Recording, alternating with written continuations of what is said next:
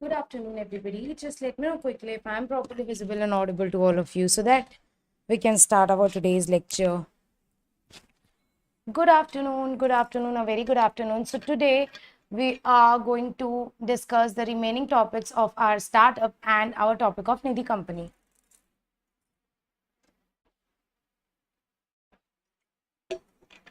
So, share the link of the class to all your friends.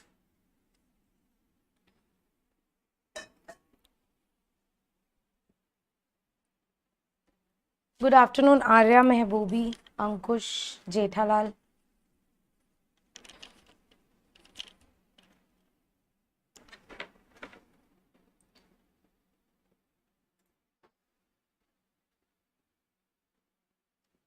Okay, so share the link of the class to all your friends so that everybody can join. Good noon, everybody.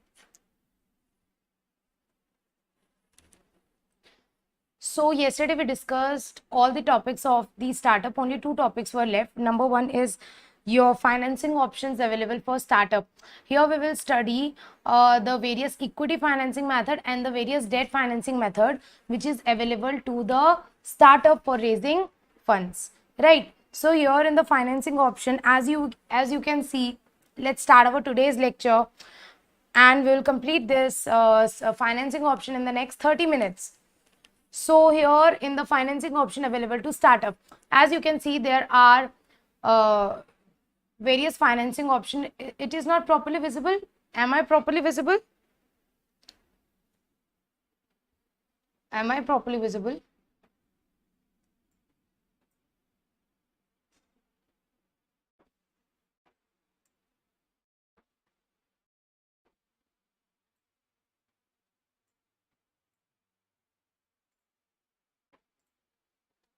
Yes, I am. Okay. Okay. Great.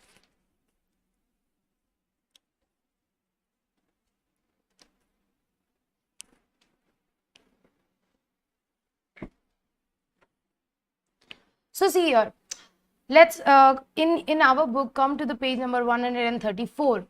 So as you can see here, there are a lot of financing options available to startup, and like how can a startup be financed? Yesterday we studied everything about startup, that what is a startup, how does a startup work.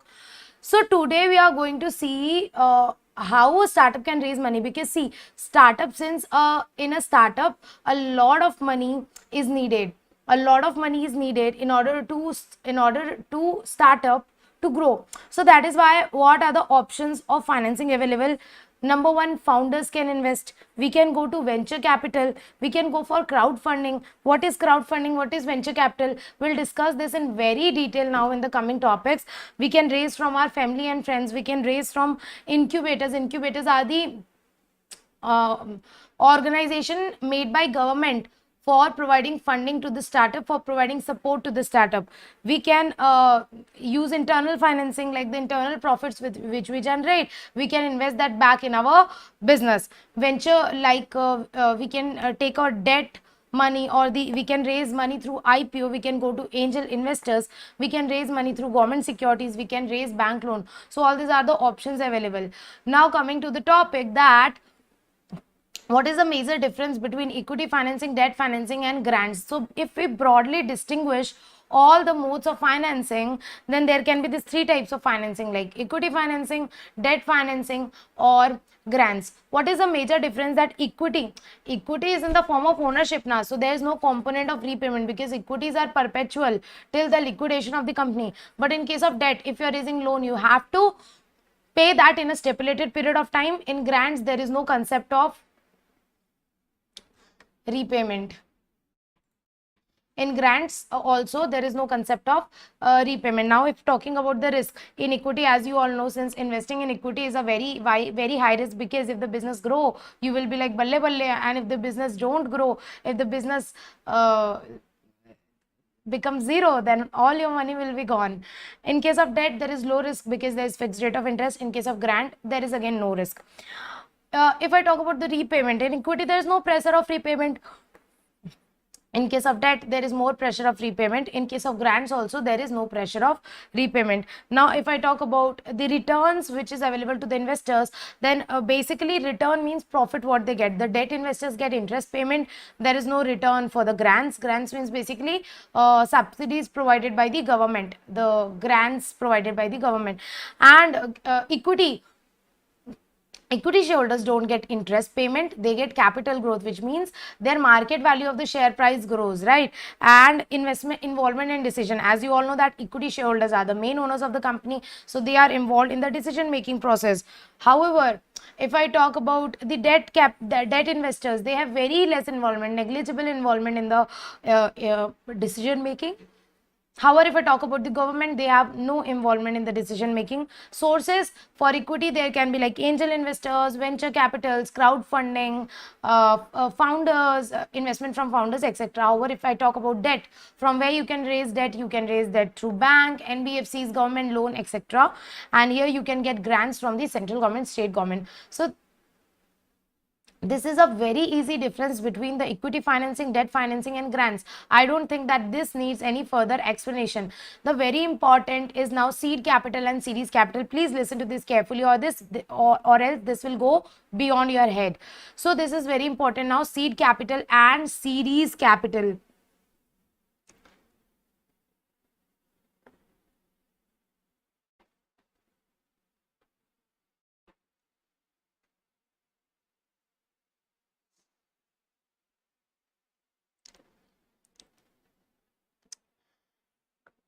Let's say I have an idea. I will bring a startup where I will bring a car which can run on water. One person have actually invented some such motor and got a patent registration for that. So let's say I got an idea. Nobody has made till now, though a person has actually invented this. But let's take an idea that I have got I'm thinking of a startup. I have got an idea that I'll make a motor car which will run on water. So this is just an idea. I have not started building the product and I have not started selling it. It's just an idea. It has not even started yet. It's just an idea. And in order the idea to grow, in order to idea to take birth, to get born, I need some capital, and that capital is known as seed capital.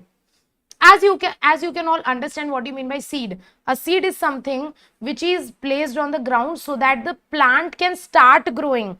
Before seed, a plant can't even start growing. So what do you mean by seed capital? Seed capital is something which a business need before it actually started its business. In order to idea to bring into existence, we need a capital, and that capital is known as seed capital. So let's say I just got an idea that I will bring a motor car which will run on water. So I have just got the idea. I need money to actually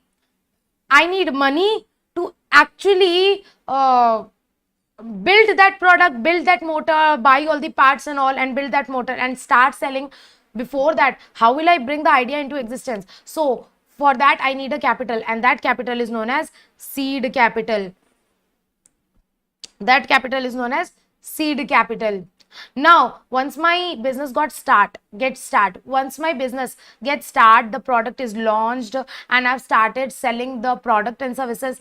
After that, I'll be continuously raising money to grow my business, and that is known as series capital. So there is two major options for equity financing. There is two major options funding. There is two major types of funding in equity financing. Number one is seed capital, number two is series capital. I hope you are getting the difference between two. See, what do you mean by seed capital and what do you mean by series capital? Seed capital means the capital which you need to even start the business, to bring the idea into existence. And series capital means once you have started your business, once you have started selling your product and services, after that you will be continuously needing the capital at intervals, and that capital which you need is known as series capital. Okay, now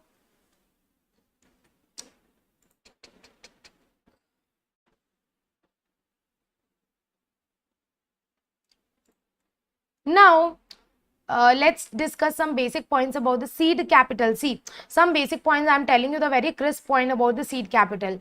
Seed capital is also known as seed funding.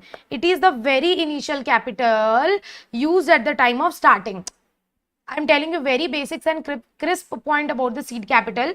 Seed capital is the very initial capital which you need at the time of starting your business. Starting, and doesn't matter from where you raise this capital, but the capital which you raise at the time of starting your business, for bringing the idea into existence, for exploring your idea, for converting your idea into viable product. Right now I just have an idea in my mind that I will develop a motor which will run on water, and once I will actually develop that product, for that I will be needing a money, and that money is known as seed capital. So seed capital is needed to convert my idea into actual product. So seed capital permits the exploration of your idea and converting it into viable product and services. So these are the important keywords which you must write in your exam with respect to seed capital. I hope you are understanding as well. Just read in pointers. It's okay if you read 4 to 5 points. 4 to 5 points with respect to seed capital. Like, it's the initial capital which is used to start the business. It permits your exploring idea and converting your idea into actual product and services. And it is very, very risky, because for the first time we are investing into something. It's the startup. It's like for the first time we are putting money for converting idea. It might either work or it might fail. So there are both options. So that's why it's very risky. It's very risky, and we should carefully utilize the seed funding, as it may result in dilution of ownership. See, you have seen some of the startup founders who have come to the Shark Tank India to raise the seed funding. There are numbers of pitchers who came to take investment even before starting the selling their product. Like, I remember few of them. One was with a device to check diabetes or to control diabetes. That was their just idea. They just develop a prototype. They were not started selling their product. So there they came for funding, and that funding is known as seed capital. Another example I can remember, that there was a guy who came with an app, like a virtual meeting app. That was something. So that was just an idea. He had not started selling his product yet. So that time he came for raising capital from Shark Tank India. That funding will also be known as seed capital. So here you have to give your equity. So in order to raise the finance, so that is why you should raise the seed capital very cautiously, because it results in dilution of your ownership. And in the seed capital, basically the paperwork involved is less, and there is a less legal fees as compared to the series capital. In series capital, in series capital it is basically quite more, but in seed funding it is quite less. The paperwork is quite less, and basically the capital which you raise can be of two types: equity financing or debt financing. So this was all about the seed capital. I hope you got this point very clearly, that what do you mean by seed capital. Coming to the next point, equity financing. So now we will study what are the options available to you if you want equity financing, and what all options are available to you if you want debt financing. See, equity is basically in the form of ownership, where you give your share capital. However, debt is in the form of loan, where you take loan in return of interest. So this is the basic difference between equity options and debt options. So what are the options available to you in case of equity financing? First one is venture capital or private equity. See what happens. See, venture capital are basically firms or organizations who take loan or money, who gather money from large amount of people, and once they collect the money, they invest it into startups or business ventures. So this is basically venture capital funds or private equity funds, and to them we issue either equity share or we issue them convertible shares. Convertible shares means those convertible instruments, those convertible preference shares or convertible debentures which can be converted into equity shares in the near future. So this is the venture capital or the private equity. Basically they make the large investment into startup, and on return they get convertible instruments. Example, CCPS and CCDs. CCPS means compulsory convertible preference shares. CCDs means compulsory convertible debentures. So basically the startup issues these documents to raise money from the venture capital or the private equity. So this is the small topic about the venture capital private equity. The next the next topic is angel investors. And before angel investors, there is a very common procedure given for funding. See, whenever you go for funding, whenever you go for equity funding, there are 3 steps. First, you have to execute a term sheet.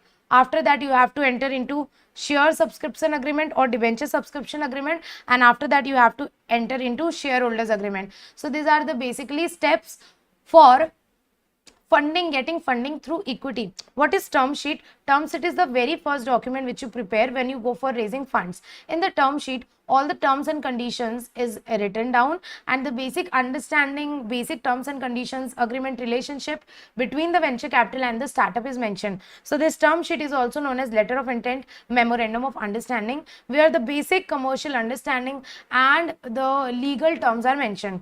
After that, the parties enter into share subscription agreement or debenture subscription agreement. By that agreement, the venture capitals are issued shares or debentures in the company. So here in the share subscription agreement, debenture subscription agreement, basically following points are mentioned. Like number 1, issuance of shares. Okay, conditions precedent to completion of transaction. In order to issue shares, is there any condition which need to be fulfilled? Set of representation and warrants. If we are issuing warrant, what are the warranties? Warranties and representation, so that like they will exercise due diligence before investing. So venture capital will exercise due diligence. Due diligence means properly checking. So they will exercise due diligence, check everything about the company, that whether to invest that company or not. And if after due diligence any default comes in, then the company has to give warranty to the venture capital. So we have to give all the details about the issuance of shares, any conditions required or any warranties given. Next is shareholders agreement. Then after that, the contracting parties. Contracting parties means the venture capital and the startup. They enter into shareholders agreement, and there they mutually discuss the voting rights, all the rights of in case of preference shares or debentures, the redemption right, and all other rights and other duties with respect to the shareholding agreement. So whenever we get startup get funding from the venture capital, so we issue them equity shares or we issue them the debentures or the preference shares. So we are issuing them shares. That's where we have to enter into shareholding agreement between the startup and the venture capital investors, and mentioning all the terms and conditions. After that, finally, when all the agreement is done, when the term sheet is made, term sheet is discussed, share subscription agreement is made, shareholders agreement is made. After that, finally we issue shares on private placement basis, because here when we go to venture capital fund, we are raising money only from venture capital. We are not giving public announcement. We are not saying anybody come and invest. No, we are specifically saying venture capital, you invest. So we are going to a specific identified parties. So here we will not make public announcement. We will make allotment of shares on private placement basis. And once the allotment is done, you have to file various forms to ROC, which we studied in our company law and company law basically, and that is basically PAS3, which you have to file at the time of allotment. Once the allotment is done, you have to alter your AOA and all for alteration of the terms and conditions, and after that your funding will be done. So this is the basic procedure of raising a venture capital fund. The next are angel investors. Who are angel investors? Angel investors are basically high net worth individuals who invest money in the startup. So when I talk about the private equity or venture capital, they does not invest their own money into the startup. They collect money from the people,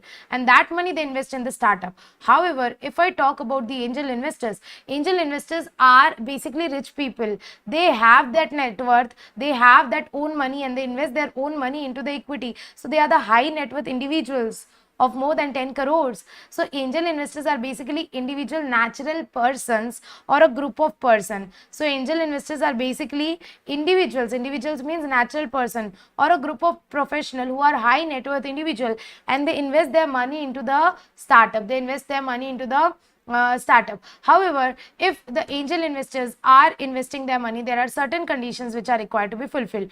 Like angel investors can invest in you if you have complied with this following conditions. Angel investors can invest into a startup only if it complies with this following condition. Number one, that startup is properly registered with DPIIT, which means that that body, that company is recognized as a startup. So if you are properly registered as a startup with the DPIIT, Department of Industrial Policy and Promotion, then only you can be eligible to take funding from the angel investors. So first and foremost thing is you should be registered with the DPIIT as a startup. Number two, your turnover should be less than 25 crores. If your turnover is more than 25 crore, you don't need angel funds.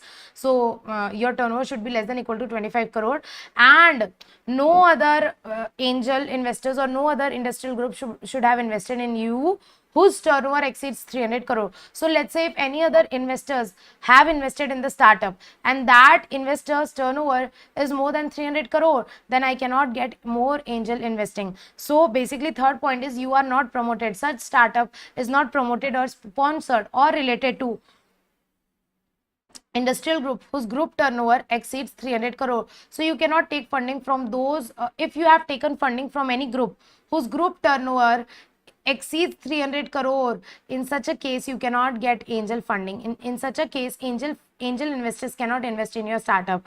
And lastly, angel investors should not be related to you. They should not have any family connection with you. So lastly, are not companies with family connection with any angel investors. If that angel investor is having a family connection with the startup, in such a case that angel investors cannot invest in that startup. There should be no family connection. So these are certain important conditions which have to be complied with in order to get the investment of the angel investors. There's one point that angel investors invest in the large amount. So the minimum amount of the investment by angel fund is 25 lakhs. They does not invest less than 25 lakhs in a company. The investment by angel fund is minimum 25 lakh. So here one point is given that the investment by angel fund in any venture capital undertaking shall be minimum 25 lakhs and maximum 10 crore, which means if the angel investors are investing in your business, then that minimum investment will be 25 lakh and the maximum investment will be 10 crore. See, 25 lakhs, 10 crores, 25 lakhs, 10 crores into 40. 25 lakhs into 40. Okay, so 25 lakhs, 10 crore, minimum 25 lakhs, maximum 10 crores. Lastly, the money which the angel investors have invested, that will be locked in for a period of 1 year, which means if the startup is selling equity to the angel investors, it's not like they can sell within 1 year. Obviously we will use their money at least for the period of 1 year. So that that money will be locked in for a minimum period of that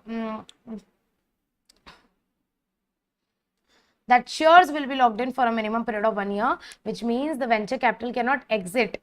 Venture capital or angel investors cannot exit from the company for a period of 1 year. Venture capital or the angel investors cannot exit from the company within a period of 1 year. It should be locked in. They cannot sell their shares. The shares which they have acquired, they cannot sell that shares for a period of 1 year. The next is bridge round. What do you mean by bridge round? See, now I am telling you the basic difference between the seed capital, bridge round and series funding. See what happens. Let's say there are 3 stages of a startup: stage 1, stage 2 and stage 3. I'm just explaining you the concept of seed capital, bridge funding and the series capital. So what happens here? You are just in your idea stage. Here you are just in your idea stage, that you need some money to bring your idea into reality. That capital is known as seed capital. And once your business have got established, then you will raise series funding, or we can say series capital. Series funding, let's say you will series funding is basically long-term finance.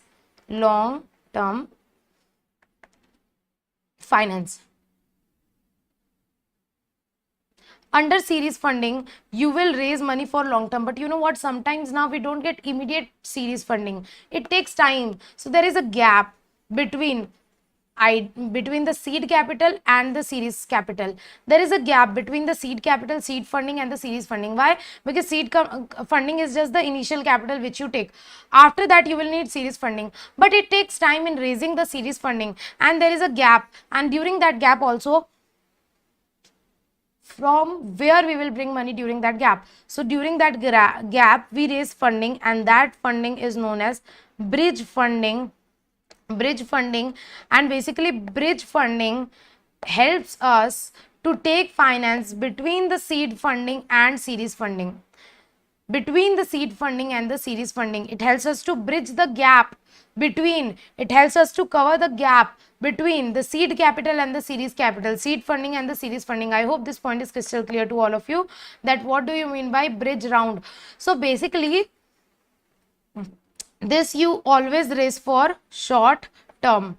Bridge funding you raise for short term. Why? Because in the long term you will be raising series funding, and series funding will be basically for long term. So this bridge funding is just to cover the gap between seed capital and series capital. That's why this bridge funding is always a short term loan. So what do you mean by bridge capital? Bridge round is basically the short term finance raised by the startup to bridge the gap between seed capital and series capital. The next is series funding. Listen this very properly. There might be a question in your question paper with respect to series funding.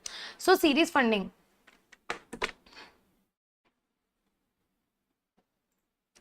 Series funding. Now what do you mean by series funding? Series funding is also known as series capital. Now what do you mean by series funding?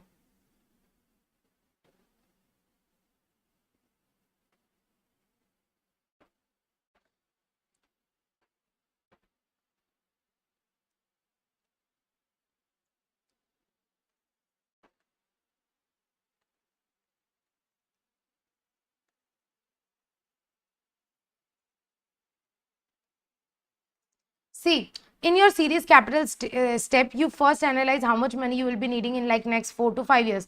So let's say I analyze that in my startup, I will be needing 500 crores in next 4 to 5 years. So in series capital, first you analyze that how much is your money requirement for the next few years. And that money you raise in bits and parts, not all at once. So let's say I need 5 crore for the next 5 years. So let's say this is year 1, year 2, year 3, year 4 and year 5. So will you raise all money at once? No, you will not raise all money at once. You will raise this 500 crore in bits and parts, So let's say you will raise like 100 crore every year, 100 crore every year. So this is known as series, and we will name them like series A, series B, series C, series D, series E, and so on. This is known as series capital. Like once your business have started, you have taken the seed capital. After that, in order to grow your business, you will need series capital every year or at some regular interval of period, some regular interval of time. So that's why what you do, you analyze your capital requirement for the next few years and you raise that money in installments, in bits and parts, thoda karke, parts. You raise that money in part. Like it's not logical to raise all the 500 crore in the year 1 only. Why? Because in the year 1 we need only 100 crore. We don't need 500 crore in the year 1. So we will raise that money in series, in parts, in steps.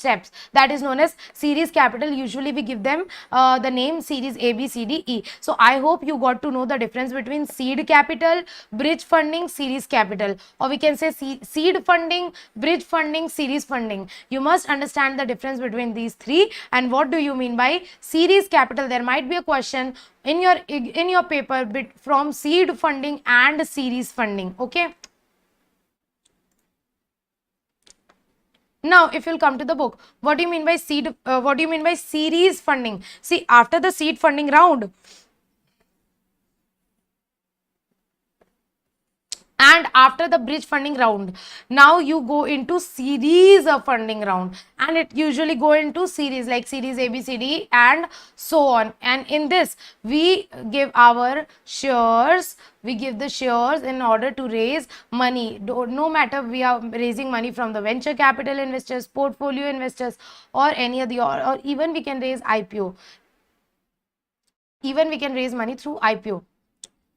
So if we are raising series capital. We are going for series capital. We are raising series funding. We are raising series funding. So what are the sources of capital? What are the sources of raising a series funding? We can either go for like a private equity investors, or we can go for venture capital again. Here also, if we are raising a series capital,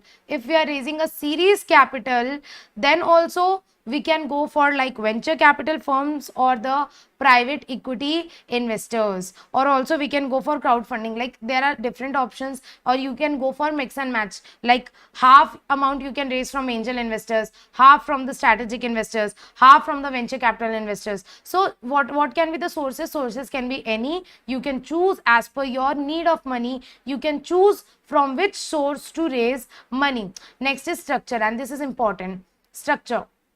So what will you choose? What should be your ideal? Ideal means the good structure. What should be your ideal structure of raising money through series funding? So the ideal structure is given that smaller the amount of money, if you want a smaller amount of investment, if you want to raise only some like little investments, not very high requirement, then you can go for angel investors. And if you have a very high investment requirement, then you can go for venture capital. So here one point is given that if you have a smaller investment requirement, then you don't need to go to the venture capital. At that time you can seek angel capital. However, if you need large amount of money, if you need more money, then you can go to venture capital investors. So basically there are two broad options: angel investors and venture capital. Angel capital and venture capital. So if you have a smaller requirement, then a company if does not need money for operation, and it's not ready for venture capital, we are not yet ready for the venture capital, then we can take angel capital if the investment requirement is very small. However, if the investment requirement is high, then we can go for venture capital also. Okay, and usually these are in the rounds, and usually this series capital are in the excess of $10 million. So here one point is given that they are usually in the series like ABC and the series A. Series A means the first step or the first series of the series capital, which is series A. Series A round is in excess, usually it is in excess of $10 million, which means in the first series we raise money of around $10 million in the field such as pharmaceuticals, semiconductors, etc. So this is a series A round, which means the first raising capital in the series capital. In series capital you raise money by different series, like different step. So the first step of the series capital or the series funding is the series A round, or we can say series A funding. Now what is the series A funding? How to raise a series A funding? So there are different steps given how you can raise a series A funding. There are different steps given how you can raise a series A funding. Number A, be ready. Be ready, which means you should know like what is your product, what is your quotation, you should know everything, and you should be ready with all the product. You should be ready with your revenue models, with your business models, with your products, with your services, everything. Like, because angel investors ask a lot of questions. You must have seen in the Shark Tank India. If you have not seen Shark Tank India, then bro, you are missing a big deal in your life. Even if you don't watch any series, Hollywood series, that's okay, but you must watch Shark Tank India. You'll get a lot of business knowledge from there. So you must have seen in the Shark Tank India that the sharks ask a lot of question, that what is your revenue, how much is your sales, okay, tell us about your product, how is it problem solving. So they ask all these questions in the Shark Tank India. So that is why here we can say that you should be ready with all the everything. It's not like they will ask question and you don't have answer. You should be ready with your business model, your revenue, your economic units, your system. You should be ready with your product market, with your customer acquisition strategy, with your quality of team, everything. You should be ready. Number 2, you should start early. You cannot get finance in just one quick. Once you start the steps for raising finance, it takes a year, it takes months, 6 months, 7 months, 8 months, or a year to actually raise the finance. It's not like today I said, okay, I need money and the money will be in my hands. No, it takes time. So that is why you should start early, at least few months, 6, 7 months, 7, 8 months prior to your need. So let's say I need money in December. So today only I should start the process for raising the capital. Then I will have money in my hands in December. Leverage your network. Leverage means to get the benefit of networks of network. Let's say you all are my network. Palak, Jethalal, Ankush, Sai, you all are my networks. So if you are not able to invest in my business, you might be knowing some other person who can invest in my business. So leverage your network means take benefit of your network of your network. So your network might have another network and they might have another network. So this helps a lot. So this helps you meet potential investors and this helps you extend your network. So next is leverage your network. After that, practice your pitch. Pitch means to actually go and ask the investors that my ask is 20 crores. My ask is 1 crore rupees for 5% stake in my company. So this is the pitch. Pitch means where we ask, okay, I need this much money, I need 20 lakhs rupees, I need 1 crore rupees, and in return, I will give you 5% equity shares of my company, 5% stake, 5% ownership in my company. So this is pitch, and you should practice your pitch unless you get perfect in it. Unless you get perfect, you can't just say, I need 20 crores. No, 1 crore. No. You can't be confused that. You should practice your pitch and you should be very confident about that. So practice your pitch and iterate. Iterate means practice your pitch until it becomes great, until it becomes perfect. And practice your pitch means pitch, not pitch. Practice your pitch means to get the right pitch, that how much money you actually have to raise in return of how much equity. So make it perfect. It should not be like very illogical, like you are raising like 50 crores for 1% stake and you are doing overvaluation of your company. So you should practice your pitch. And after that, create a fundraise momentum. What do you mean by fundraise momentum? You should go for multiple venture funds. It's not like you have gone to only one venture capital fund. He will take benefit now. He will take unnecessary advantage. So you should have options. You should go for multiple investors and you will choose that investor who is giving you a very more money at the less equity. So you should go for multiple venture funds. Just like when I always say my student, after your executive or after your professional, when you are going to give interview, never give interview only in 1 or 2 firms or don't keep just 1 option or 2 option.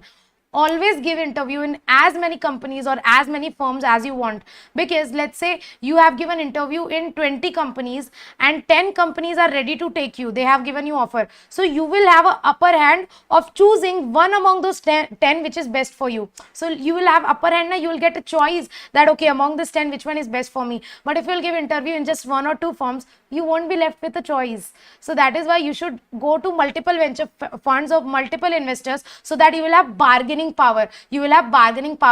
You have seen in Shark Tank India, they bargain. No, not 10% equity. We can give you 5% equity for 1 crore. So so that you can have a high bargaining power for a better valuation of your company. Next is know your standard market price. And obviously you can't do unnecessary overvaluation. There was one person who came from Delhi and he was selling ice creams.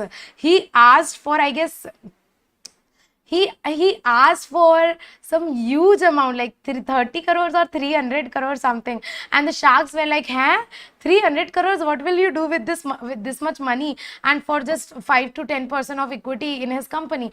So all the sharks were like, bro, who has done your valuation? It's not even at the market price. You have overvaluated your company. So you should know the standard market price before raising your pitch. Get the deal's terms right. All the terms and conditions should be properly clear. It should be properly penned down, and there should be proper terms and conditions discussion between the investors and the company. Engage a company secretary. When you raise money, there are a lot of legal compliances which need to be done. If you raise money, there are a lot of RBI laws, Companies Act, SEBI laws which are needed to be complied with, and for that you need a CS and a lawyer. So you need a lawyer or a company secretary in order to do the compliance of all the applicable laws. Next is paperwork. You should do all the paperwork proper. There should be legal documentation, all the agreements should be there, all the term sheets should be there. So you should do proper legal documentation and compliance of all the laws. Lastly, raise 10 to 15% more than budgeted. It's not like, okay, I need 20 lakhs, so I'll raise exactly 20 lakhs. No, sometimes the unnecessary money is also needed. So you should keep a backup. If you need 20 lakhs, okay, raise 25 lakhs. So you should always raise like 10 to 15% more than your estimated need. Then only you will have a sufficient backup. So this is all the process of raising a series capital, and this is important that if you are going for a series funding, then the first step is a series A round. And how you can raise the money in the series A round, for that you have to follow all this procedure. And the next is debt financing. Debt financing is very easy. Debt financing is very easy. Under debt financing means loan. From whom you can raise loan? You can raise loan from banks or NBFCs. So here bank or NBFC don't give loan in free. They take collateral. Collateral means security, mortgage. So they take some of your property as the mortgage. Banks don't provide free loans or without any collateral. So you can take loan from banks or NBFCs, but they take collateral for giving such loan. Okay, and you should enter into proper documentation. In that documentation, what will be the proper documentation you have to do? You have to make an agreement of loan. You have to take a sanction letter from the bank. Sanction letter means approval letter that the bank is giving you loan. First you have to make an application for the getting loan from the bank, and you have to make the collateral documents, deed of mortgage, etc. So these are the documentation which you have to prepare when you are taking loan from the bank or NBFCs. Next, if I talk about ECBs means external commercial borrowings. External commercial borrowings means raising money from outside India.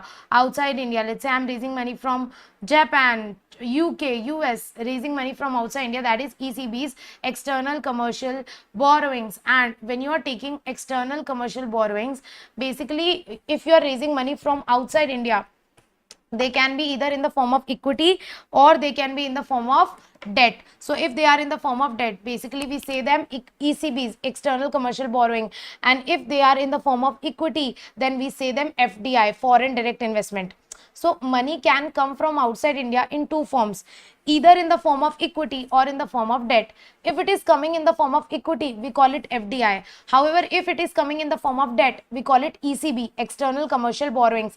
And if you are raising ECBs, external commercial borrowing, again just like FDI, here also two routes are there. One is automatic route, another is approval route. And in ECBs also it's in the form of debt now. So whenever you raise debt, you have to give some mortgage, you have to give some immovable property or movable property as a mortgage. And government, our RBI of India, has also issued ECB guidelines. So you have to follow those ECB guidelines framed by RBI whenever you are raising external commercial borrowing. The next point is CGTMSE. What do you mean by CGTMSE? Means Credit Guarantee Trust for Micro and Small Enterprises Scheme. So here, as you all know, that government has introduced the scheme, Credit Guarantee Trust for Micro and Small Enterprise scheme. Here, through this scheme, government says to bank and FIs that okay, you don't want to give loan to startup. Now I am saying you give loan to startup, I will give you guarantee. So here the government gives guarantee to the banks or FI on behalf of the startup, so that the banks give loan to the startup without any collateral. Usually banks don't give loan without collateral. Banks give loan only in exchange of some collateral. However, under the credit guarantee scheme, since the central government is saying, okay, don't worry, I am giving you guarantee. So central government is giving guarantee. So in that case, the bank will give loan to startups even without collateral or without security.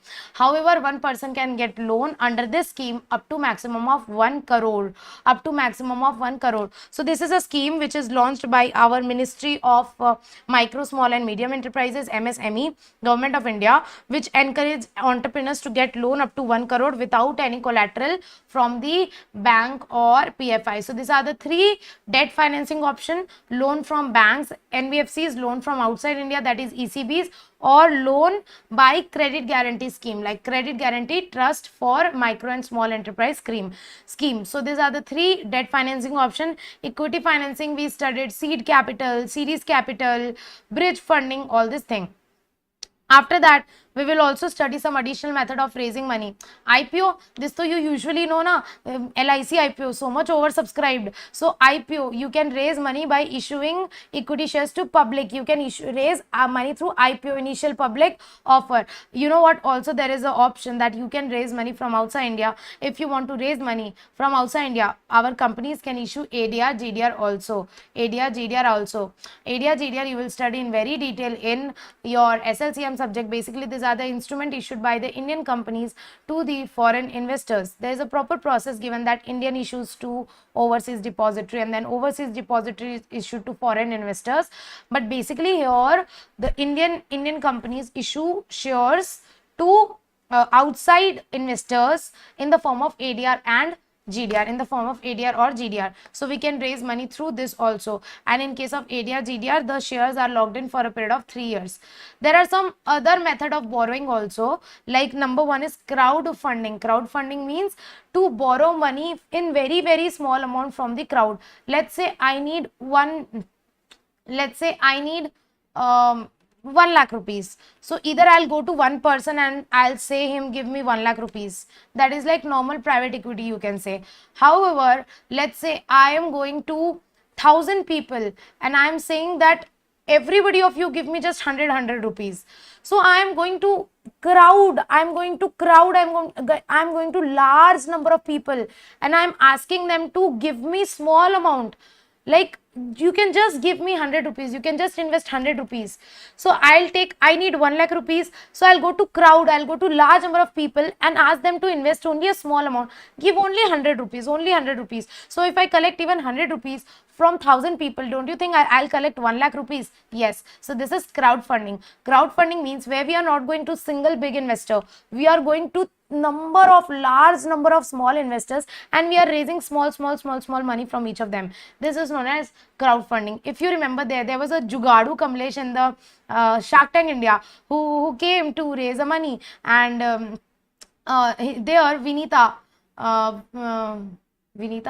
yes, I guess Vinita Singh asked that Jugadu Kamlesh that why don't you go for crowdfunding? You should raise money through crowdfunding because your purpose is very much like revolutionary. Your purpose is very people helping. So you might get a crowdfunding, which means large number of people can invest in you. And when you want to get crowdfunding, obviously you have to give your idea to the public. You have to show your idea to the public. And how you will show your idea to the public? By making videos, photos, and viraling it in the social media, in the Instagram, WhatsApp, Facebook. Especially in the Facebook, you will see a lot of Facebook ads where people have posted in Facebook their work or their business to get the crowdfunding.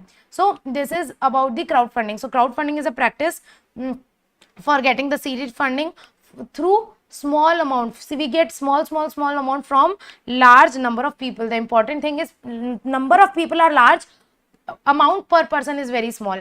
This is known as crowdfunding, and usually we get this crowdfunding through internet, through Facebook and all. So usually we get this crowdfunding through internet by showcasing our idea, by making presentations or images or videos or photos, etc. Okay, by making presentations, images, videos. SEBI has issued a consultation paper on crowdfunding in India. Next is consultation paper are not mandatory. So any mandatory law has not been introduced in India yet with respect to crowdfunding. However, just a consultation paper was introduced. This is not binding. This is just as a guidance. So SEBI has issued a consultation paper on crowdfunding in India. Next is incubators. We have already studied about incubators.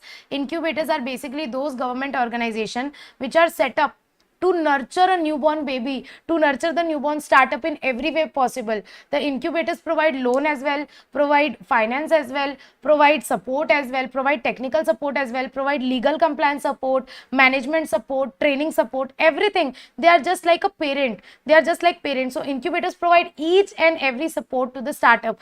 So incubators, like, they provide everything. They provide loans, they provide administration support, legal compliances, they provide management training, mentoring, the government, they provide experts, services of expert, and everything. They provide, like, incubators are like, they are like a holistic. They provide every support to the startup, and usually they get equity of approx 2 to 10% of the startup. Various incubators are set up in India, like in IIM Bangalore, Microsoft Accelerator, IIT Kanpur, SICC, SIIC Shriram College of Commerce. Number of incubators are set up.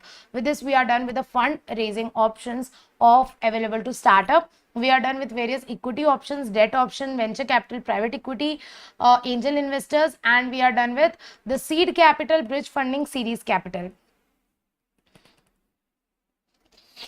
crowdfunding, and incubators. So these are all the funding options available to the startup. Now coming to, there is a last topic of this chapter, which is Mudra Bank.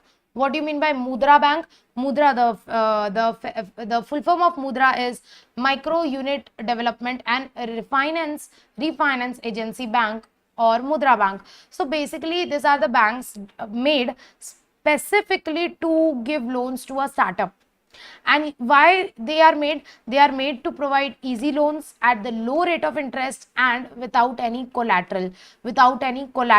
So that's why in a Mudra Bank, see, startups are not able to provide any collateral, and since for startup it's very difficult to go to the normal bank and raise loan. So that is why the Mudra Bank comes into the picture. The Mudra banks raise loan at a very low rate of interest. Gives loan. The Mudra Bank gives loan at a very low rate of interest, and this Mudra banks are introduced by the Prime Minister Narendra Modi, and they provide various services to the small entrepreneurs, like giving them loan at the low rate of interest and without any collateral. So how much loan they can give? They can loan give to their clients or customers, who are basically of three types. So the clients or customers of the Mudra Bank are of three types. Number one, Shishu. Number two, Kishore, and number three, Tarun. Shishu means basically your infant age. Kishore means your child age. Tarun means basically your adolescent age. So Shishu means a very newborn baby. Kishore means a small child. Tarun means basically a teenager, adolescent. So Shishu can get loan. Shishu startups can get loan up to maximum 50,000 rupees. Kishore can get loan up to maximum 5 lakh rupees, just add 10, and Tarun can get loan up to maximum 10 lakh rupees. So add 10 and then into 2.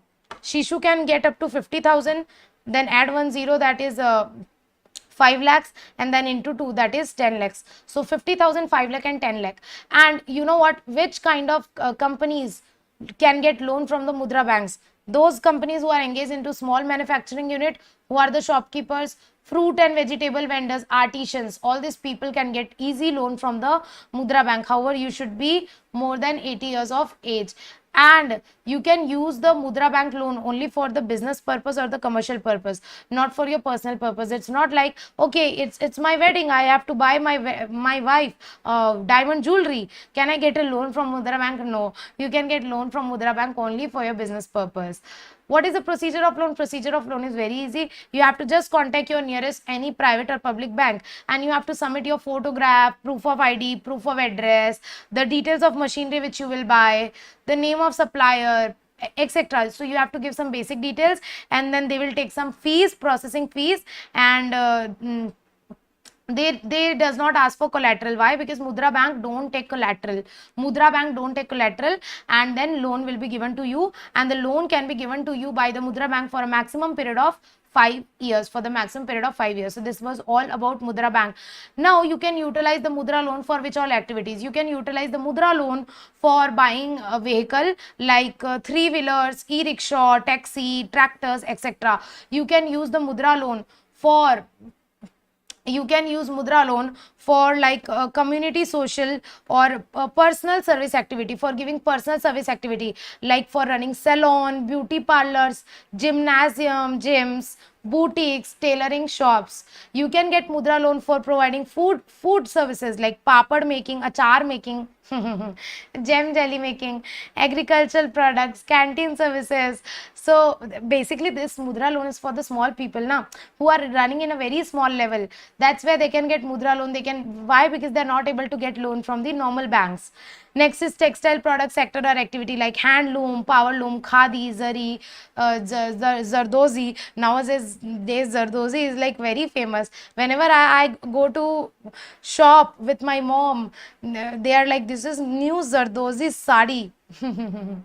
Okay, to run the small shops or the trading or business activity, to buy any machinery or equipment, you can take loan. So for all this purpose, you can take loan for agriculture, pisciculture, or poultry, or livestock rearing or grading. So for all this purpose, you can take Mudra loan, and you can utilize Mudra loan for all this activity. Lastly, there is a Mudra card. What do you mean by Mudra card? Mudra card is nothing but like a normal debit card. Let's say we have a debit card. Whenever we have an account in bank, we get a debit card now. Similarly, if you open your account with the Mudra Bank, you will get a debit card of the Mudra Bank, that is known as Mudra card. So here what happens, let's say you want to raise 1 crore loan, not 1 crore, let's say you want to raise 10 lakh loans, for example. You want to raise 10 lakh loans. So and you don't need this 10 lakh at once. First you need 2 lakh, then 3 lakh, then 5 lakh, so on. So what you'll do, Mudra Bank will issue you a debit card, and in that debit card they will give you a balance of 10 lakhs. Now what you can do, you can withdraw money whenever you want. So let's say currently you don't need whole 10 lakh, you need only 3 lakh. So you'll go to any ATM and you will withdraw like 3 lakhs. So now this way, as of now you have taken loan of only 3 lakh, although loan is approved up to 10 lakh, but as of now you have taken loan of 3 lakh, so you have to pay interest on this 3 lakh. So this is how your interest can be saved, that whenever you need money, you need loan money, then you can go to the ATM and you can withdraw the money from your Mudra card. I hope you are understanding this point, that Mudra card are nothing but the debit card which is issued by the Mudra Bank against the Mudra loan, and which offers you withdrawal facility, like you can make multiple withdrawal. It's okay if you don't withdraw this whole 10 lakh at once, like you are doing it in 3 installment, like 3 lakh, 2 lakh, 2 lakh, 3 lakh. That's also okay.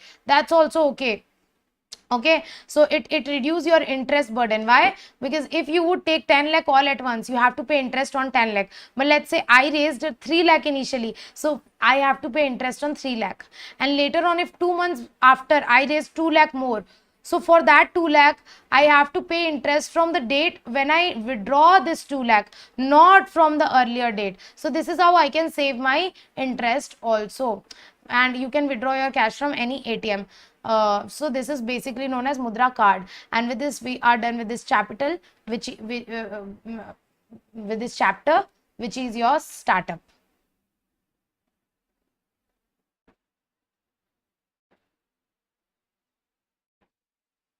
Procedure can also come, Sai. Procedure can also come. It's not like, generally the exemptions are asked, generally this is asked, like a purpose, tell the purpose for which Mudra Bank can be utilized, or they can ask how much Mudra loan can be given to which kind of businesses. So numbers of questions can be asked. However, there's also chances that in every exam at least 2 to 3 procedure comes, so there are chances that the procedure might be asked. We are done with this chapter. Now we are good to start with our next chapter, which is Nidhi Company.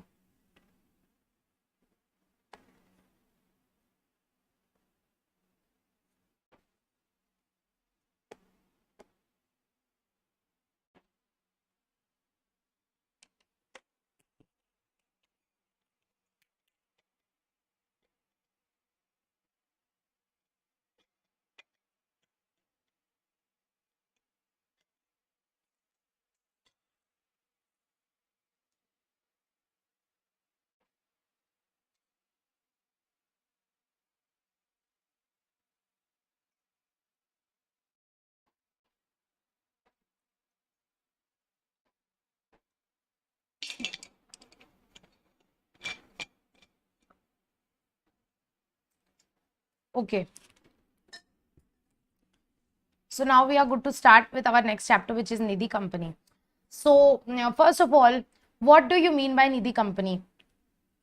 Nidhi companies are those companies which are designed to give loan to only its member. See, there are some small people who are working in sole proprietorship. Let's say, if you are working in sole proprietorship, can you register as a startup? The answer is no. Why? Because in order to get registered as a startup, you must either form a partnership firm or LLP or company.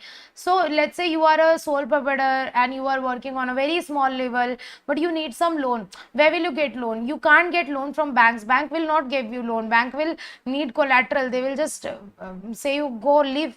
So they'll just remove you from the bank. So bank can't give loan to the small people or the small entrepreneurs. So that is why there are some people who face difficulties to get loan. That's where the concept of Nidhi companies comes into the picture, that the Nidhi companies can provide loan to people who become the member of Nidhi company. So just like banks, what banks does a bank invite deposit from public and give loan to public. So these are the two major business of the bank: inviting loan and giving loans, inviting deposits and giving loans. But bank deal with the whole country, that bank can take deposit and give loan to any person. However, if I talk about the Nidhi companies also does the same activity, taking loans or giving loans to not to public, taking deposits and giving loans. But when I talk about Nidhi companies, the Nidhi companies accept deposit and give loans only to its member. The dealing of Nidhi company is restricted to its member. So that is why you would say, ma'am, here we are dealing with loans, we are giving loans, we are taking deposit, so it must come under the purview of RBI. But no, it will not come under the purview of RBI. Why? Because the Nidhi companies are, although they are engaged in the same activity, they are raising deposit from public and they are giving not public, they are raising deposit and they are giving loans. But since they are raising deposit and giving loans only to their own members means only to the shareholders of Nidhi companies, that's why this Nidhi company is subject to approval of Companies Act only. They are not required to take any RBI approval. They are not required to comply with any RBI guidelines or RBI law. So for Nidhi rules specifically, central government has made rules which is known as Nidhi Rules 2014. For Nidhi company, central government has made rules which is known as Nidhi Rules 2014. And there's one section of the Companies Act which govern Nidhi company, that is section 406. So basically the provision which you need to comply with for Nidhi company is section 406. Read with Nidhi Rules 2014. Nidhi companies are also known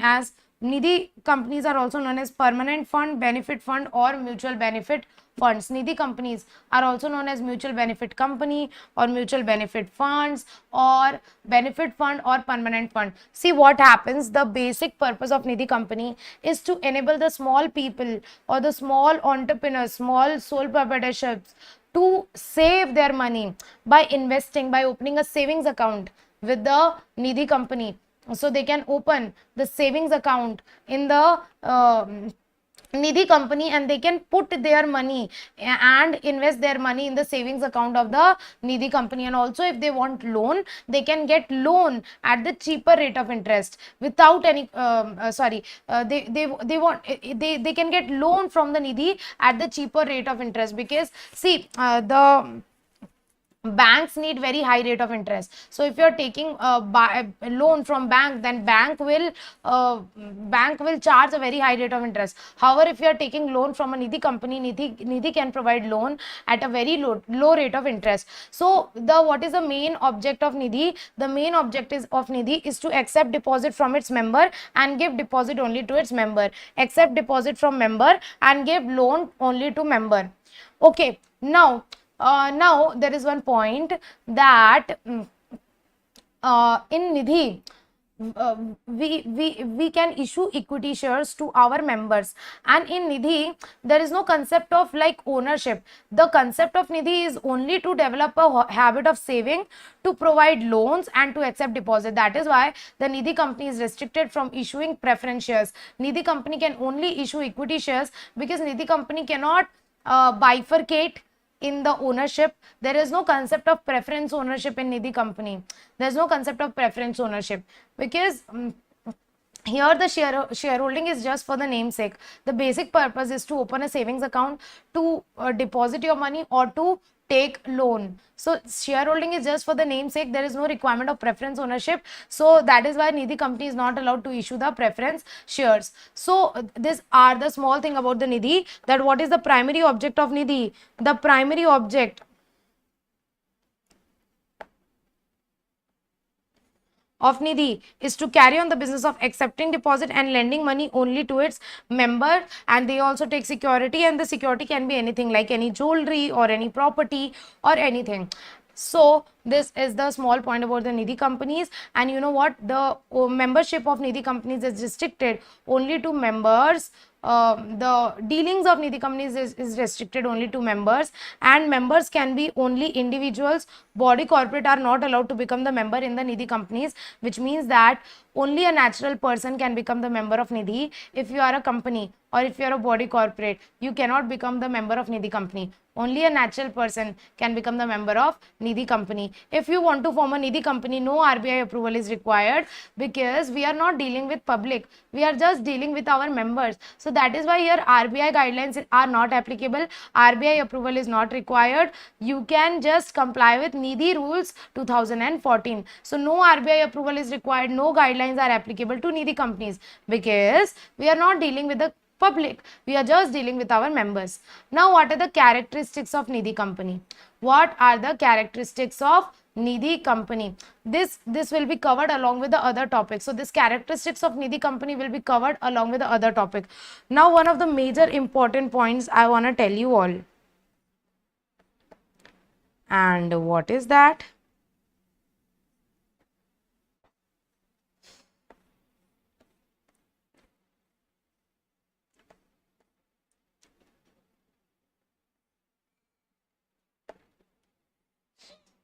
This. You know what? Please listen carefully, otherwise this will go beyond your head, because this is a bit technical point.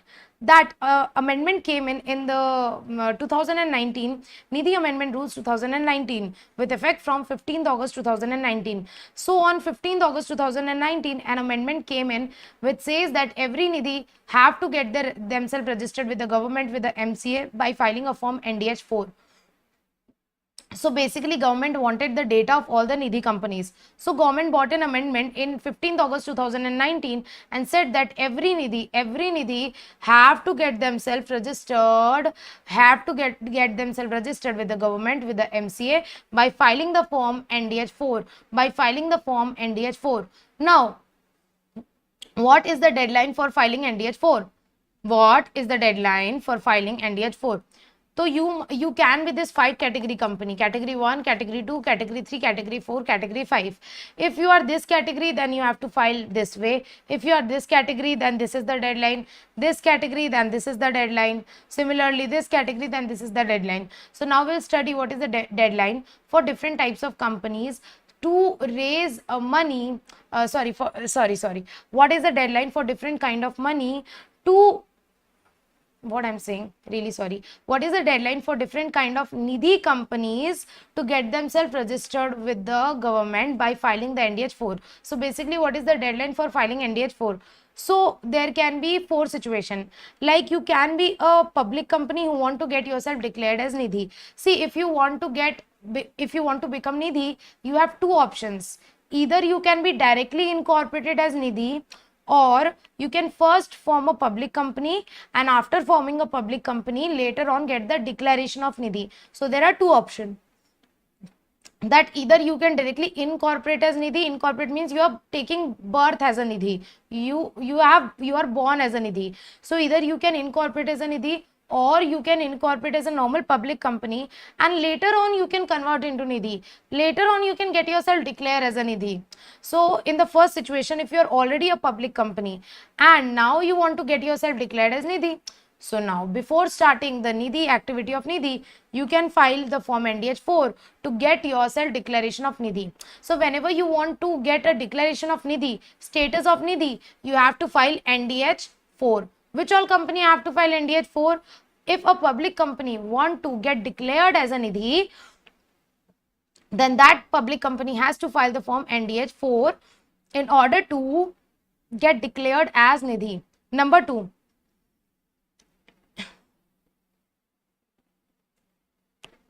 Number 2, if you are incorporated as nidhi. What is the difference here? You are taken born as a nidhi.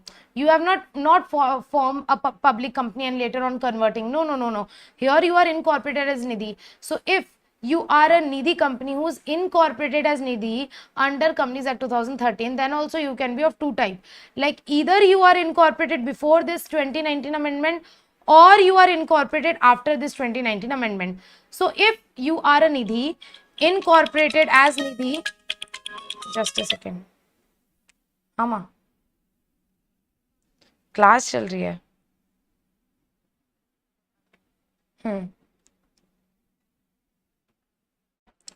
So if you are a nidhi, you are incorporated as nidhi under the Companies Act 2013, then there can be two possibility. You are incorporated before this date, before 15th August, or you are incorporated after 15th August. So there are two different deadlines. If you are incorporated before 15th August, then this is the deadline for filing NDH4.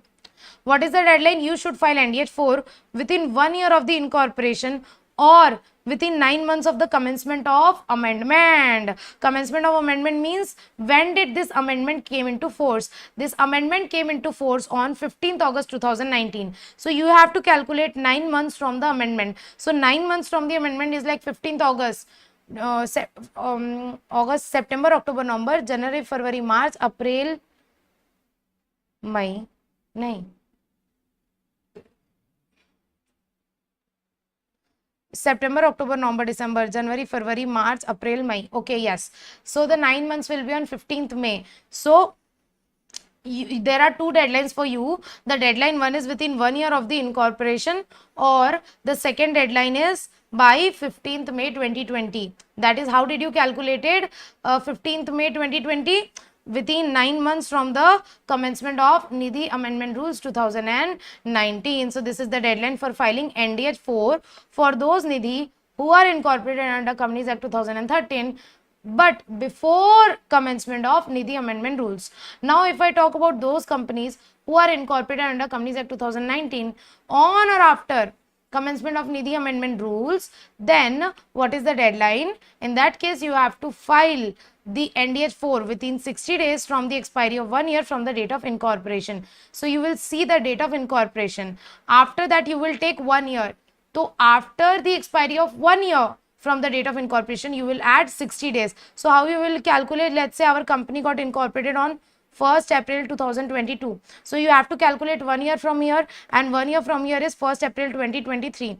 And then you have to add 60 days. How you will add 60 days? 30 days of April and 30 days of May. So your deadline will be 30th May 2023. So how you will calculate the deadline? Your deadline is within 60 days from the expiry of 1 year from the date of incorporation. And however, if you are not able to file your NDH4 within 60 days of expiry of 1 year, then you can get it extended from the RD. You can get it extended from the RD. So this is the deadline for you. So all these three categories are basically companies who are incorporated or declared as Nidhi under Companies Act 2013.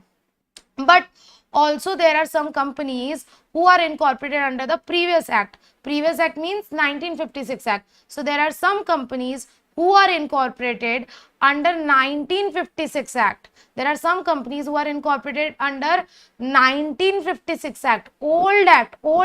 So for those Nidhis who were Nidhi under old act means 1956 Act, and still they are into existence. So see what happens in the old act, in the 1956 Act, there was no process of registration of Nidhi with the government. So that is why government don't have the data of those old Nidhis. But now government want data of all the Nidhis, of even old Nidhi and new Nidhi. So that is why with this amendment which came on 2019, government is asking even old Nidhis to get themselves registered with the government. to file the form NDH4. So here the government is asking even the old nidhis who were declared as nidhi under 1956, even they are required to submit NDH4 now. So if there can be two situations, you are declared as nidhi under Companies Act, under the Companies Act 1956. So if you are declared as nidhi under old act, then now again you have to get yourself registered after this amendment, after this 2019 amendment, and you are given 9 months. If you register till 9 months, no fees will be levied, and if you don't register within 9 months, then after that you have to pay additional fees. So no fees will be there if you register till 9 months from the commencement of this rules, which means this rules commenced on 15th August. So you have to calculate 9 months from 15 August, which is basically 15th May 2019. So for old nidhis, the deadline was 15th May 2019. If they get themselves registered, if they file NDH4 within 15th May, no fees will be there. After this, they will be charged extra fees. Now, you know what, the last category is left. There are some companies who were working as nidhi, which means who were taking deposit and giving loans to the member, who were working as a nidhi, who were functioning as a nidhi, but they didn't registered as a nidhi with the government. So there were certain companies who were functioning as a nidhi, but they didn't get declaration of nidhi. They either did not even apply to government, or they applied to government, but they are not yet notified as nidhi. So even for those companies, the requirement is here that they should file NDH4 and they should get registered, they should get declared as a nidhi here now. So what is the deadline? The deadline for them is same, that within 1 year of incorporation or within 9 months of commencement of nidhi amendment rules, that is within 1 year of incorporation, or within 9 months of 15th August, that is by 15th May. So there are two deadlines. Number one deadline is within 1 year from incorporation, or the second deadline is 15th May 2020. So this is the basic requirement, that all these types of companies have to get a declaration as nidhi, and this amendment came in 2019. So after this 2019 amendment, all these types of companies, basically all the nidhi have to file the form NDH4 to the government and get the declaration of nidhi, However, if they don't get declaration of nidhi, what is the consequence?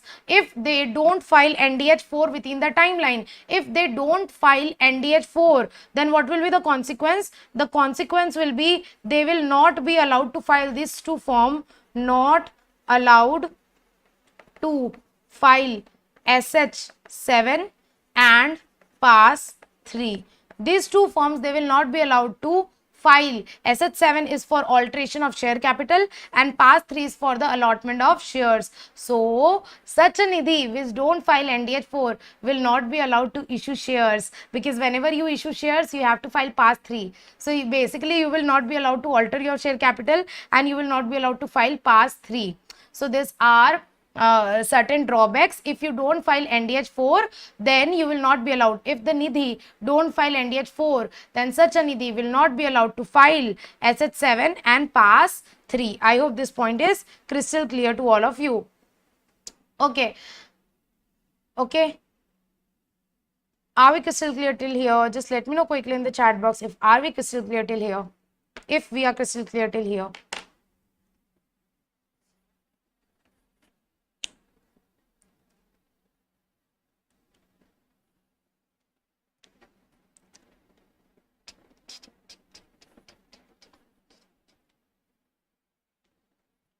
Crystal clear.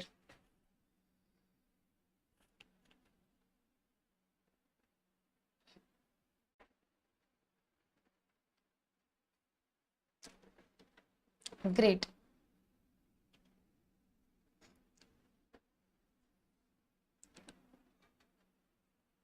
Okay. So now the definition of nidhi is given, and see what is the definition of nidhi given. Nidhi means a company which is incorporated as nidhi. You should be incorporated as nidhi with the object of, and your object should be cultivating the habit of thrift. Thrift means cost cutting. See, once the nidhi allows the small shareholder to deposit small money in their savings account. So nidhi allows the small people or the small entrepreneurs the poor people to open their saving accounts to save their money and invest some money. So basically it develops the habit of cost cutting, reducing the cost and saving among members. Okay, so what is the object? There are basically 3 objects of a Nidhi company. Number 1 object is cultivating the habit of thrift. Thrift means cost cutting, cultivating means starting. So Nidhi have the object of cultivating the habit of thrift and saving among members. Number 2, receiving deposit from, and number 3, lending to members only for their mutual benefit. Nidhi company is known as like mutual benefit company, where they work for mutual benefit of each other. So for their mutual benefit, and you should comply with the central government rules. Such a Nidhi company has to comply with the Nidhi rules. So here 2 point is given that Nidhi company means such a company with the object of cultivating habit of thrift means cost cutting and saving among member. Number 1. Number 2, receiving deposit from member. Number 3, lending to its member for the mutual benefit of the members. That's it. So applicability we have already done, that Nidhi rules is applicable to which all company. In 2013 if we'll see, Nidhi rules will be applicable to those companies which are incorporated as Nidhi under 2013 Act, or who are a public company later on who got declared as a Nidhi under 2013 Act. So these 2 type of company, applicability, number 1 this, number 2 this, number 3 this, and number 4 this. So what are the applicability? Very easy. Number 1, every company who got incorporated as Nidhi, point number C, under 406 of 2013 Act. Next, every company who got declared as Nidhi under 2013 Act. And third is old Nidhi, which means company which got declared as Nidhi under 1956 Act. And lastly, that this category, who are functioning as Nidhi, but they either not applied or they were not notified as Nidhi under old Act under 1956. So here the third point is those company who are functioning as Nidhi but they either did not apply for, or they applied but they did not got the declaration as Nidhi under Companies Act 1956. So Nidhi rules is applicable to all these 4 types of Nidhi. The next declaration part we have done, that you have to make a declaration in the form NDH4 for getting declaration of Nidhi, and if you don't file NDH4 then you will not be allowed to file this to form SH7 Part 3. We are done with this? Yes, we are done with this. Now there is one small thing, and the small thing is that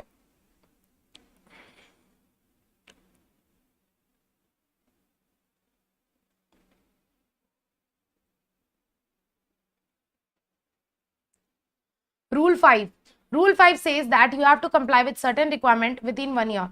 So within 1 year, you must have minimum 200 members. And that's why, you know what, Nidhi company can be formed only as a public company and not as a private company, because in Nidhi company there are minimum 200 members, and usually in Nidhi companies there are 400 500 members, more than 200 only, but in private company so there can be maximum 200 members now. That is why Nidhi company are formed always as a public company, they can never be formed as a private company, right? So Nidhi company within 1 year, Nidhi company should comply with this point, that within 1 year it should have minimum 200 members, like minimum 200 members, and it should have a net own fund of 5 crore or more. You know what, Nidhi company can be incorporated. Okay, I missed a point. Now before continuing that, I want to read this rule 4. Rule 4, first we'll read rule 4, then we will read rule 5. So first we'll read rule 4, which talks about incorporation. If I want to incorporate a Nidhi company, how can I incorporate that Nidhi company? Number 1, that Nidhi company should be always in the form of public company, and it should have a minimum paid up capital of 5 lakh. Is there any minimum paid up capital requirement for a normal public or private company? The answer is no. But in order to form a Nidhi company, you are making company for benefit of people, for giving them loan, and if you yourself don't have money, how will you give loan? So there should be some minimum paid up capital requirement, that you can form a Nidhi company only as a public company with a minimum paid up capital of 5 lakh rupees. I already told you that Nidhi company can never issue preference shares. However, if any preference shares was issued in the old Act 1956 Act, then it should be redeemed. Why? Because in 2013 Act only Nidhis are prohibited to issue preference shares. In the old Act it was allowed. So if there's any company who had issued preference shares in the old act and the 1956 act, which is still in existence. So now they must redeem that. And the object in the MOA, the object can be only these three, like cultivating the habit of thrift and saving among member, accepting deposit from and giving loan only to member. And in every name of the Nidhi company should end with Nidhi Limited, like Sachidanand Nidhi Limited. So the name of the Nidhi company should end with the word Nidhi Limited. So this is all about condition which you have to comply for the incorporation of Nidhi company. Next is, once your Nidhi is incorporated, within 1 year you have to comply with certain condition. Number 1, there should be minimum 200 member. Number 2, your net own fund should be minimum 10 lakh. Net own fund means aggregate of, means aggregate means addition of paid up capital, free reserve, as reduced by any, if any accumulate loss in tangible asset is there, we will subtract it. So basically paid up capital plus free reserve is your net own fund. And when you are incorporating Nidhi, you just need 5 lakh. However, within just 1 year, your net own fund should grow to 10 lakh. Within just 1 year, your net own fund should grow from 5 lakh to 10 lakh. So your net own fund should be 10 lakh or more. And next is, your ratio of net own fund to deposit should not be more than 1:20. What does this mean? This means that, let's say your net own fund, matlab khud ka paisa. Net own fund means own money. So if your own money is 1 crore, how much deposit you can take? Deposit is loan na, basically. You can raise maximum 20 times deposit. That means if your net own fund is 1 crore, you can raise maximum 20 crore deposit. Ratio cannot exceed 1:20, which means 1:20. You can raise deposit maximum 1:20, which means if your net own fund is 1 crore, you can raise maximum deposit of 20 times, which means into 20, which means you can raise maximum deposit of 20 crore, not more than that. So the maximum net own fund to deposit ratio can be 1:20. Here you cannot raise deposit of more than 20 crore. Are you getting this point? So the ratio of net own fund to deposit can be maximum 1:20. And the last requirement is you should maintain unencumbered term deposit of minimum 10% of the outstanding deposit. See, deposit means, let's say this is Nidhi. This is Nidhi, and Nidhi has taken deposit from public, from members, not from public. Nidhi can take deposit only from members. So let's say these are the members and they have given some 10,000 deposit to Nidhi. So there are some members, they have given deposit to Nidhi. Now my question is, can this Nidhi give all this 10,000 money in the form of loan? The answer is no. Isme se, among this 10,000, Nidhi company has to keep certain certain amount safe in a separate bank account, free from any charge. This is just like you have studied about that deposit repayment fund and debenture redemption fund, DRF, and deposit repayment reserve. So this is just like that. You have to keep certain amount safe in a separate bank account. So what is the requirement? The requirement is, whatever is your outstanding deposit. Let's say Nidhi has taken deposit of 10 crore. So this is the loan of Nidhi. This is the outstanding deposit of Nidhi. So as of now, Nidhi has 10 crore outstanding deposit. So you cannot give this all 10 crore in the form of loan. You should keep 10% secure in a separate bank account, safe. So among this 10,000, you should maintain a separate unencumbered deposit with a separate bank account. You should open a separate bank account. In that separate bank account, you should keep minimum 10% of your outstanding deposit. 10% means, here 10% will be 1,000, which means among this 10,000, minimum 1,000 you should keep in a separate bank account. So at any point of time, your unencumbered deposit should be minimum 10% of the outstanding deposit, which means the outstanding deposit which you have taken from your members. From that outstanding deposit, minimum 10% of that outstanding deposit you have to invest. You have to keep it in a separate bank account in the form of unencumbered deposit. You have to deposit that money in the separate bank account. Unencumbered means free from charge, free from mortgage, free from lien. It is total free money, that is unencumbered. So that money should be purely for the purpose of repayment of deposit. So that money we cannot utilize for any other purpose. We should keep it safe and it should be unencumbered. So this is one point given, that your unencumbered term deposit you should maintain your unencumbered term deposit of not less than means minimum. You should maintain your unencumbered term deposit of minimum 10% of the total outstanding deposit. So you should maintain unencumbered term deposit of maximum 10% of the total outstanding deposit. So these are the 4 conditions which you have to comply within 1 year of the incorporation. Within 1 year of the incorporation, you have to comply with this all 4 conditions. And if you are not able to comply with all these 4 conditions, then you shall within 30 days from the closure of financial year apply to the RD for the extension, and you can apply to the RD for extension in the form NDH2. And if you are not able to apply, you can apply to RD for the extension within 30 days of the closure of financial year. See, in within one financial year, you have to comply with this requirement. And if you are not able to comply with this requirement, then you have to apply to the RD for the extension within 30 days from the end of first financial year in the form number NDH2. And the regional director will consider your application and he will pass the order within 30 days. However, if regional director RD finds it okay to grant the extension, then RD can grant you extension of maximum 1 year from the date of receipt of application. RD can grant you extension of maximum 1 year from the date of receipt of application. And however, if you are a too much defaulter, if you are not able to comply with even the second financial year, and even in the second financial year you are not able to comply with all these 4 conditions, then you will be prohibited to accept any further deposit. Then such a nidhi which failed to comply with all the 4 requirements even in the second financial year, then that nidhi will not be allowed to accept any further deposit till it complies with those 4 conditions. So I hope this point is crystal clear. Next is very easy point, that within 90 days from the closure of every financial year, you have to file a return of statutory compliances that yes, our nidhi is complying with all the nidhi rules, and that declaration has to be filed, that return has to be filed in the form number NDH1 to the ROC, which has to be certified by CS in practice, CA in practice, cost accountant in practice. Very easy.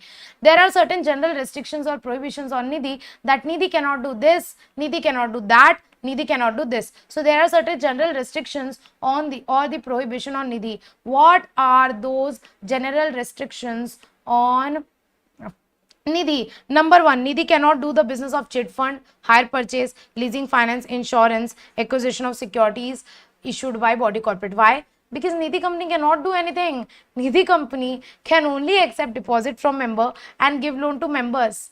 Nothing else. Nidhi company cannot do anything else. Nidhi company cannot engage into chit fund, hire purchase, leasing, finance. Nidhi company cannot issue preference shares or debentures or any other debt instruments. Nidhi company can issue only and only equity share, that to normal equity share. Nidhi company cannot issue preference shares, debentures or any other debt instrument. Now there is one point, that nidhi company cannot issue current account. See what happens, current account basically business का खोलते हैं. Normally businesses open current account, different business open their current account, and in current account there is very frequent transaction because current account is of the business. Those accounts are business in nature. So current account, the transactions are very frequently, and the nidhi companies does not take RBI approval. Nidhi companies are subject to very less compliances. So that is why nidhi company are prohibited from opening the current account. However, they can open the savings account, FD account, fixed deposit account, recurring deposit account, but they cannot open current account. They cannot open current account with their members. They cannot open current account. Nidhi is not allowed to open the current account. Next is nidhi cannot purchase the shares or securities of any other company, because nidhi company cannot make the investment in the shares of other company. Nidhi company can only accept loan, deposit and give loan to members. But if the nidhi company want to deposit in the shares and securities of any other company or body corporate, then it has to take approval from the regional director.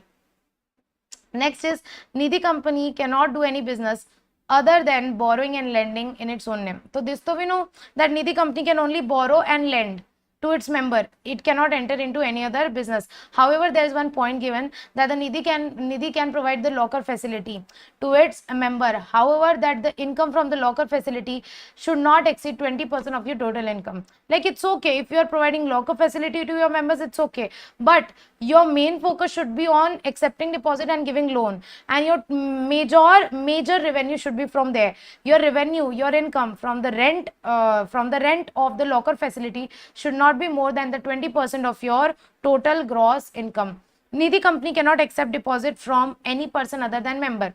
This, so we already know that Nidhi company can deal only with member. Nextly, Nidhi company can take deposit, cannot take deposit or lend money to body corporate. This we know why, because only individual natural persons can become member of Nidhi company. So Nidhi company cannot take deposit or lend money to body corporate. Next is Nidhi company cannot pledge any asset lost by its member. So if our members have given us any security, we cannot pledge that security, because that is not that member has given us the security. Nidhi company cannot pledge any security given by member. Nidhi company cannot enter into partnership for borrowing and lending. No, Nidhi company has to deal with its own. It can give loan or take borrowing only in its own name, not in partnership. Nidhi company cannot issue any advertisement. Have you seen ever any advertisement of Nidhi company that bro, come and take loan, No, Nidhi company is not allowed to make advertisement. Nidhi company is not allowed to pay brokerage. Nidhi company is not allowed to hire any broker or say, bro, sell my scheme, raise money, ask people to join and I'll pay you brokerage. No, Nidhi company can never pay brokerage or commission. Nidhi company cannot issue advertisement. However, we can give any document for the private circulation of members only. So if we are giving any document for the private circulation among the member, and we are writing specifically in that document that this is for the private circulation of member only, then that is allowed. However, paying brokerage commission, making advertisement is not allowed. We are done with this. The next topic is share capital.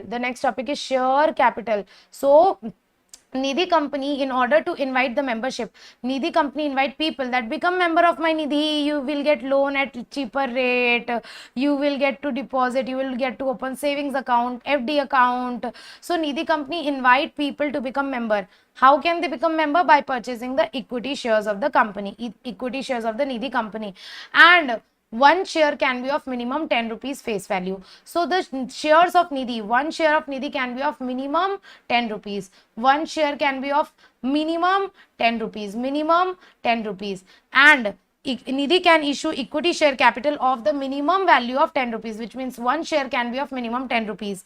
No service charge, we cannot levy any service charge on the issue of shares. And lastly, if anybody want to become the member of the company, if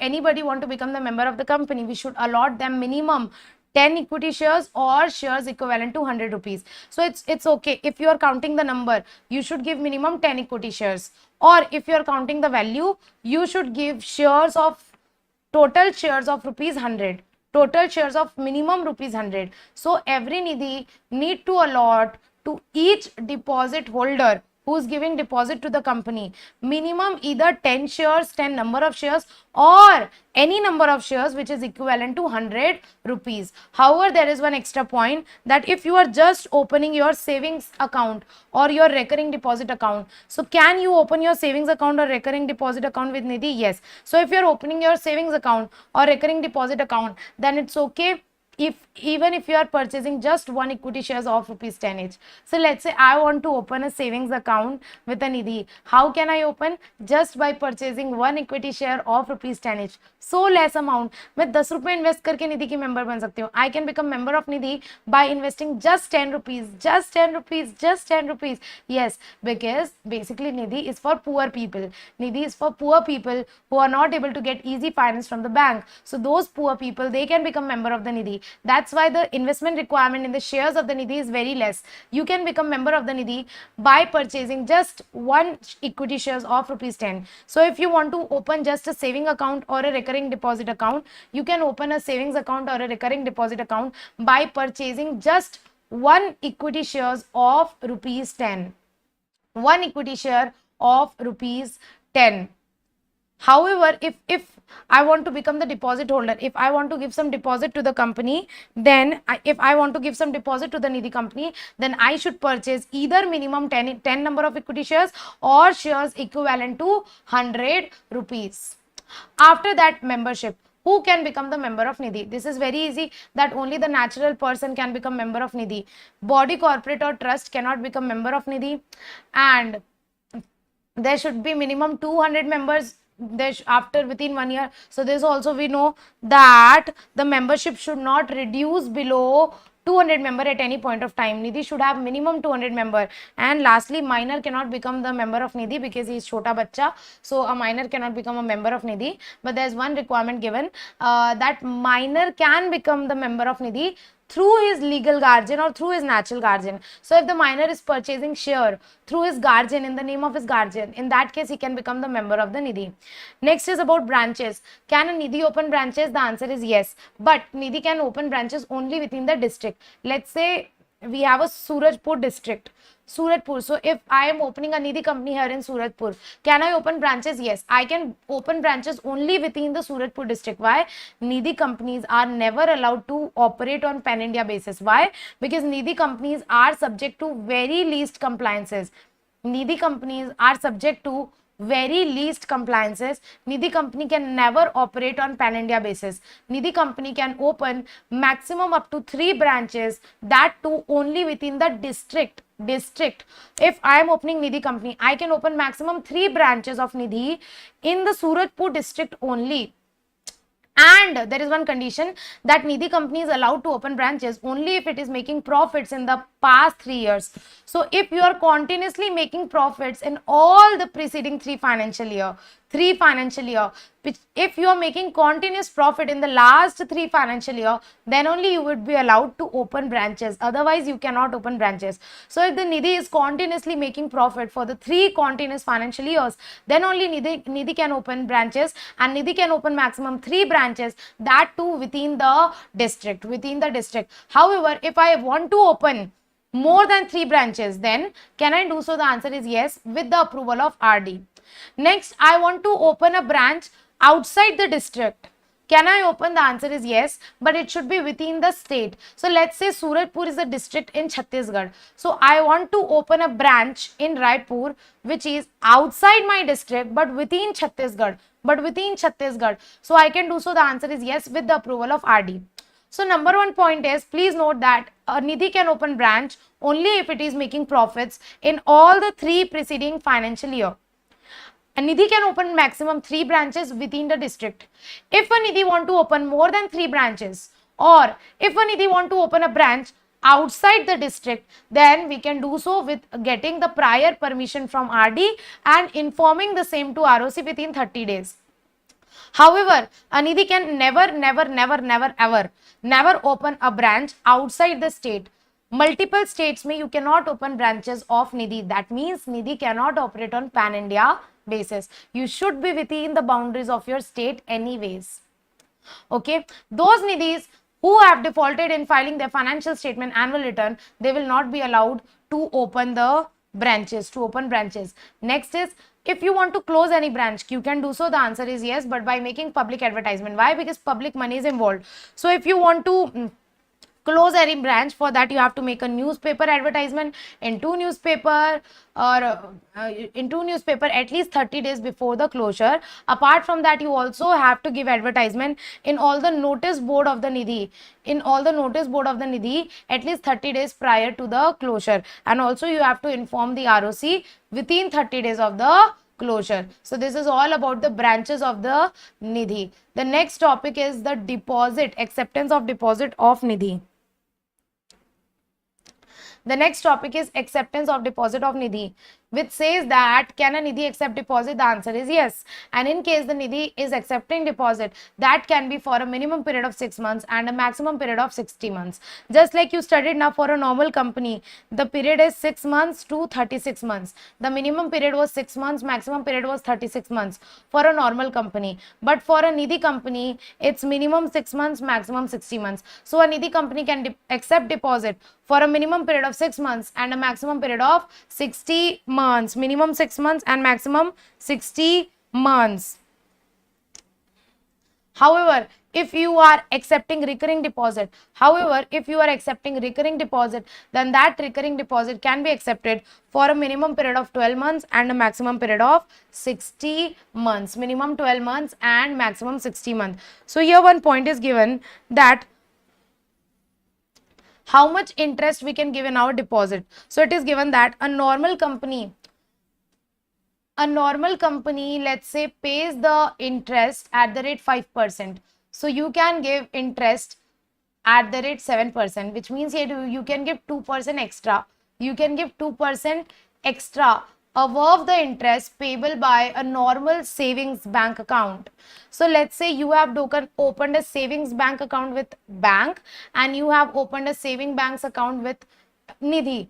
So let's say saving banks account, normal bank is paying you 5% interest on your deposit. Nidhi can pay you 2% extra. Nidhi can pay you 7%. So Nidhi can pay you interest on your deposit 2% extra than the interest paid by the normal banks, then the interest paid on the savings account by the normal banks. So here one point is given that the interest rate, the rate of interest can be maximum 2% above means extra, 2% above the rate of interest payable on such savings bank account by the nationalized bank. So Nidhi can pay up to 2% extra than the rate of interest paid by the banks, And if you are opening a savings account with a Nidhi, in that savings bank account there is a limit that you can put, or in that savings bank account you can hold maximum 1 lakh. The balance of that saving banks account cannot exceed 1 lakh. So here one point given that maximum balance in the saving banks account shall not exceed 1 lakh rupees. You have to remember this.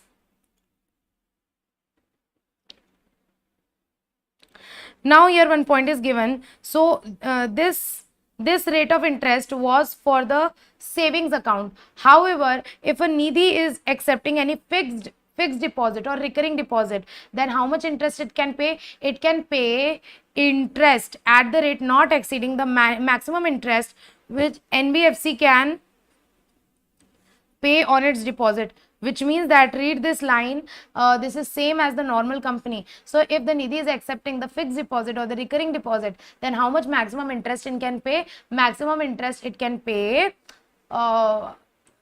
maximum interest is the maximum interest which can be paid by NBFC on its deposit. So RBI has prescribed the maximum rate for the NBFCs, that how much maximum interest NBFC can pay on its deposit. That same maximum rate is applicable to Nidhi company also.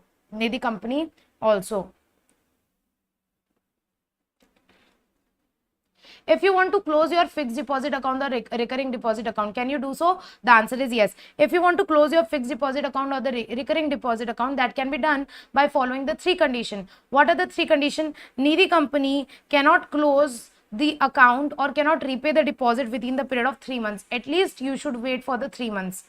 If you are asking for a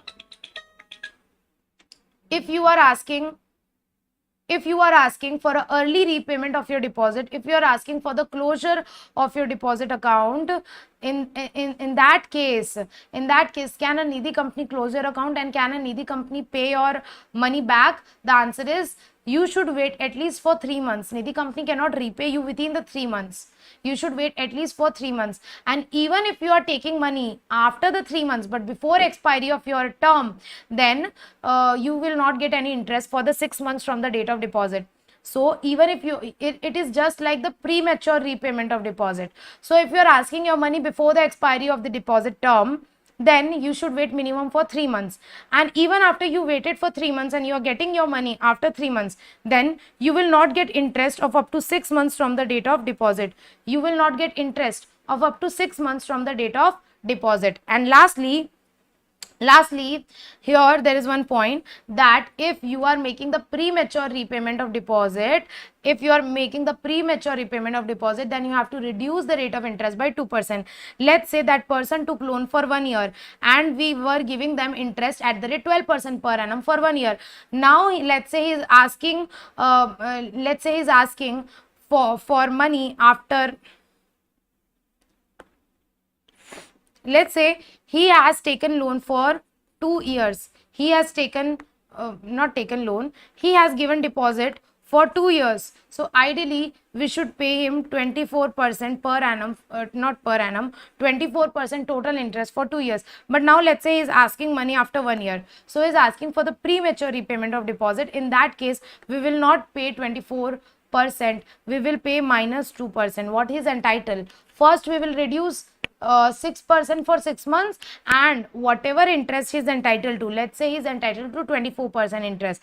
From that, we will reduce 2%. So now we will pay 22%. So are you getting this point? That if he is asking for the premature repayment or the early repayment before the expiry of the deposit, then you will reduce the rate of interest by 2%. You will say, nahi, main 2%, you will say that I will cut your 2% interest. I will cut your 2% interest. Whatever interest I would have given you, from that I will cut 2% interest rate, and I will give you interest at the reduced rate, So this is how, let's say if is entitled to 12% interest for amount for the period for which the deposit had run. So if let's say that person is entitled to 12%, then also we will not give him 12%, we will reduce it by 2% and we will give him interest at the rate 10%. So here this point says that if anybody is accepting, if it's saying for the premature repayment of deposit, then we will reduce their interest by 2%. I hope this point is crystal clear to all of you.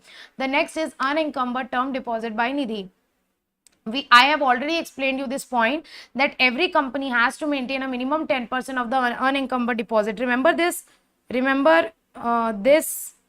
Like this? Yeah, this. Let's say company has taken the outstanding deposit of 10,000 from public. From that outstanding deposit, minimum 10% I have to keep safe in a separate bank account. That is known as unencumbered deposit. So I already told you that Nidhi company has to maintain a minimum 10% of the unencumbered deposit. Minimum 10% of the unencumbered deposit. So what is the deadline of transferring that amount to the unencumbered deposit? Basically, you have to transfer that amount every 2 months, like at the alternative of 1 month. So here's one point given. As per rule 14 of the Nidhi rules, every Nidhi shall invest and continue to keep invested. Continue means every month you have to keep on investing the unencumbered term deposit with a scheduled bank, or a post office deposit. So basically this 10% you can either keep safe on a scheduled bank, separate bank account, or in post office deposit also. There are some post office deposit offered by Government of India services. So you can keep that as a post office deposit also in your name of not less than 10% of the deposit outstanding at the close of the business on the last working day of the second preceding month. Last working day of the second preceding month. I'll explain you this with a proper example. And in case of unforeseen event, the temporary withdrawal may be permitted with the prior approval of RD for the purpose of repayment to depositor, subject to confirmation with condition and time limit which may be specified by RD. So here one point is given. What is the point? The point is that let's say in 31st March you had 20,000 outstanding deposit. So March, April, May. By May you should invest minimum 10% of outstanding deposit as on 31st March, that is 10% of 20,000, that is 2,000. You should invest in the separate bank account. See, I'm telling you what is the language of the book. Whenever you will invest, you have to every month, every alternate month, you have to invest some money in the scheduled bank, in a separate bank account. How much money you have to invest? You will check the last working day of the second preceding months. Preceding matlab pichla. Preceding means last, before. So currently if it is May, so the last month is April. April is the preceding month. What is the second preceding month? The second preceding month is March. So if let's say current month is May, then the preceding month is April and second preceding month is March. So if on 1st May you will check how much money you have to deposit in a separate bank account, you will see the outstanding deposit as on last working day of March. As on last working day of March. So which means that let's say today we are in 1st May.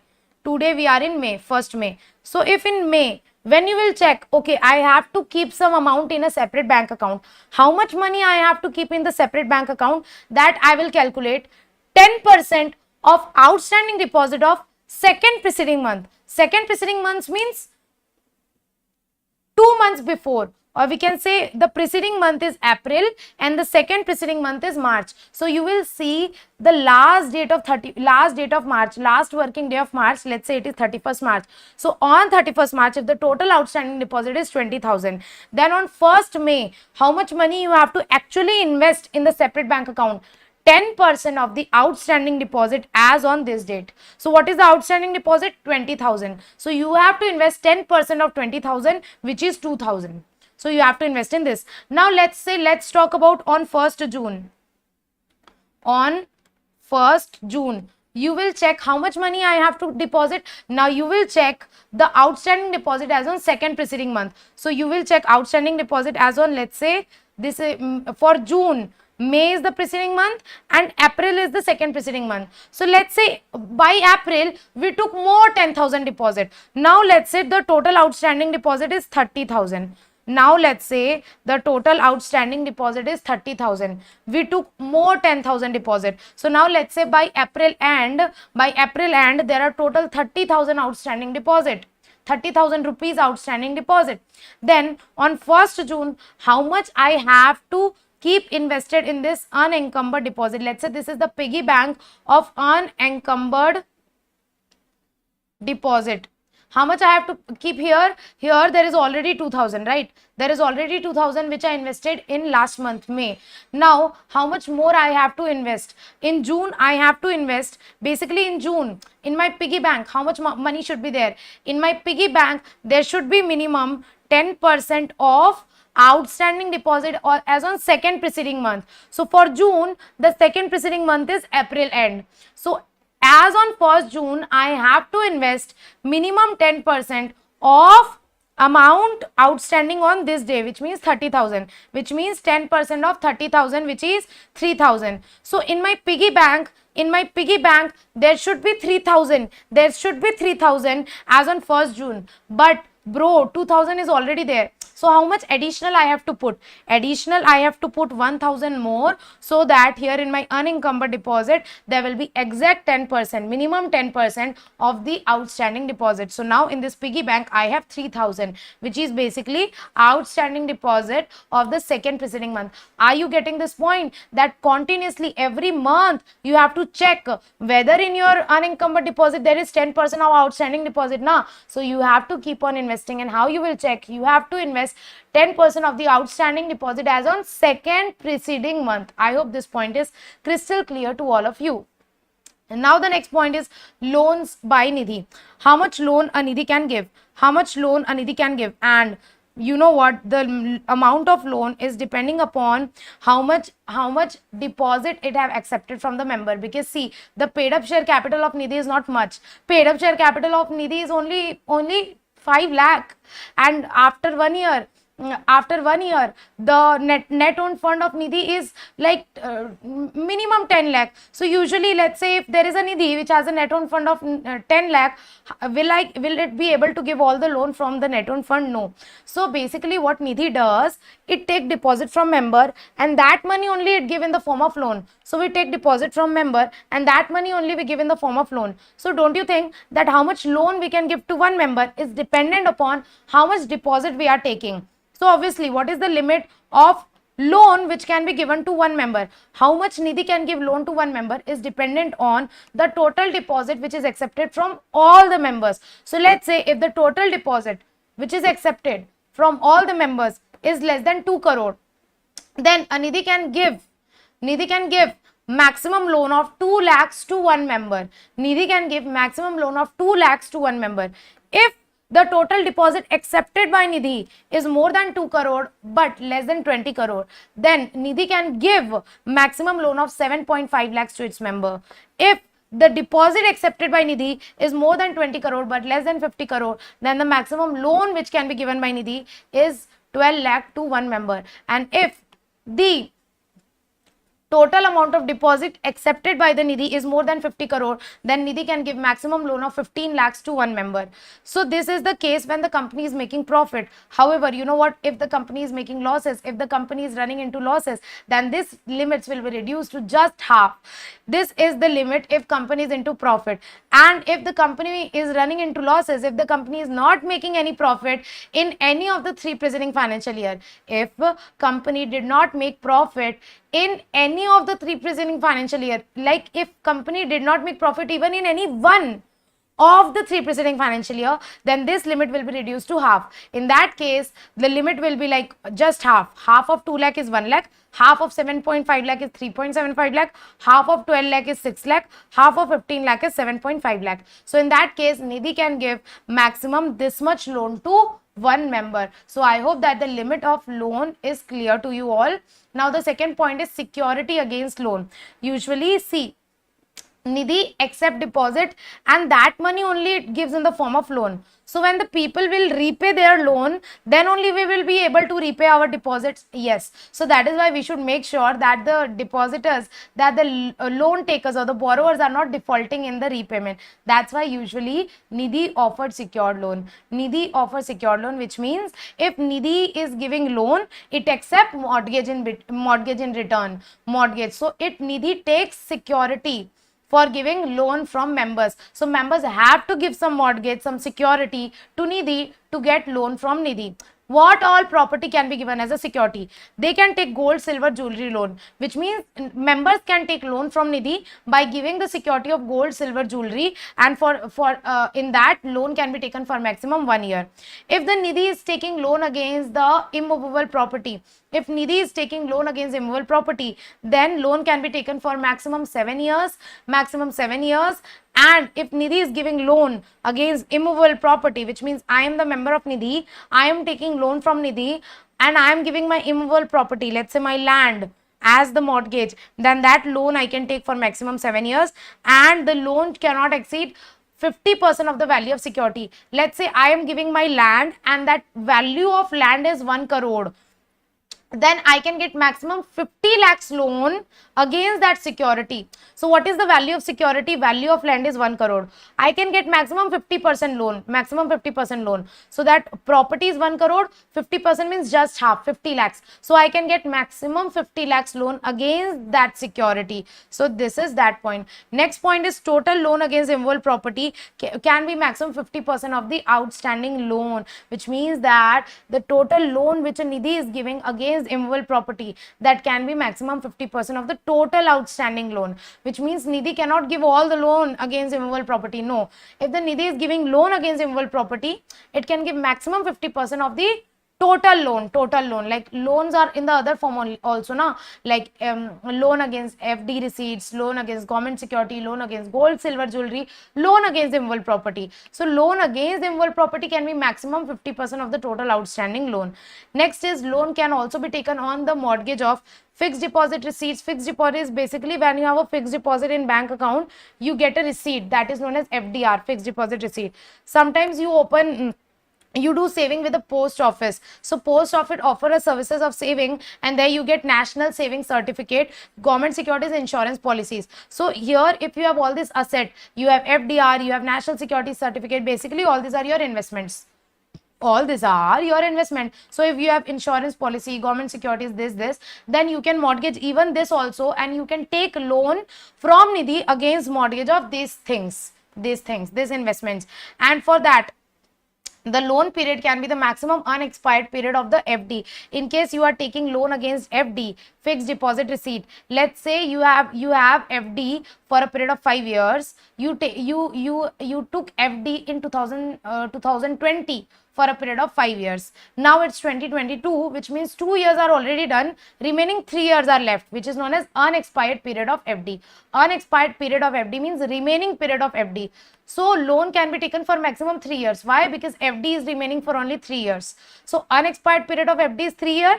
So loan can be taken for maximum 3 years. So loan period should not exceed the unexpired period of FD. Next is if you are raising loan against security like government securities. So if you are raising loan against security, then maximum date, maturity date of security can be maximum loan period or 1 year, whichever is earlier. Let's say you have taken loan for 2 years, then you will calculate this period. Loan period is 2 year, so 2 year or 1 year, whichever is earlier. Which is earlier? Obviously 1 year, obviously 1 year. So in that case, your security should mature within 1 year. That security should mature within 1 year. The maturity date of that security should not be beyond 1 year. Okay, so that security should mature within 1 year. So these are the small point about security against loan. Lastly, what is the rate of interest with which Nidhi will charge on its loan? So it is the rate of interest which Nidhi will offer in its deposit. Maximum 7.5% more than that rate we can charge on our loan. Here, see, I'm giving you this example. Let's say this is a Nidhi company and this you are the member. You are the member of Nidhi. Let's say this is the Nidhi company and you are the member of Nidhi. You can either deposit your money to the Nidhi, and in that deposit you will get interest. So let's say Nidhi is paying you 6% interest. For example, you have made a deposit with Nidhi and in return Nidhi is paying you interest. So let's say Nidhi is paying you 6% interest on your deposit.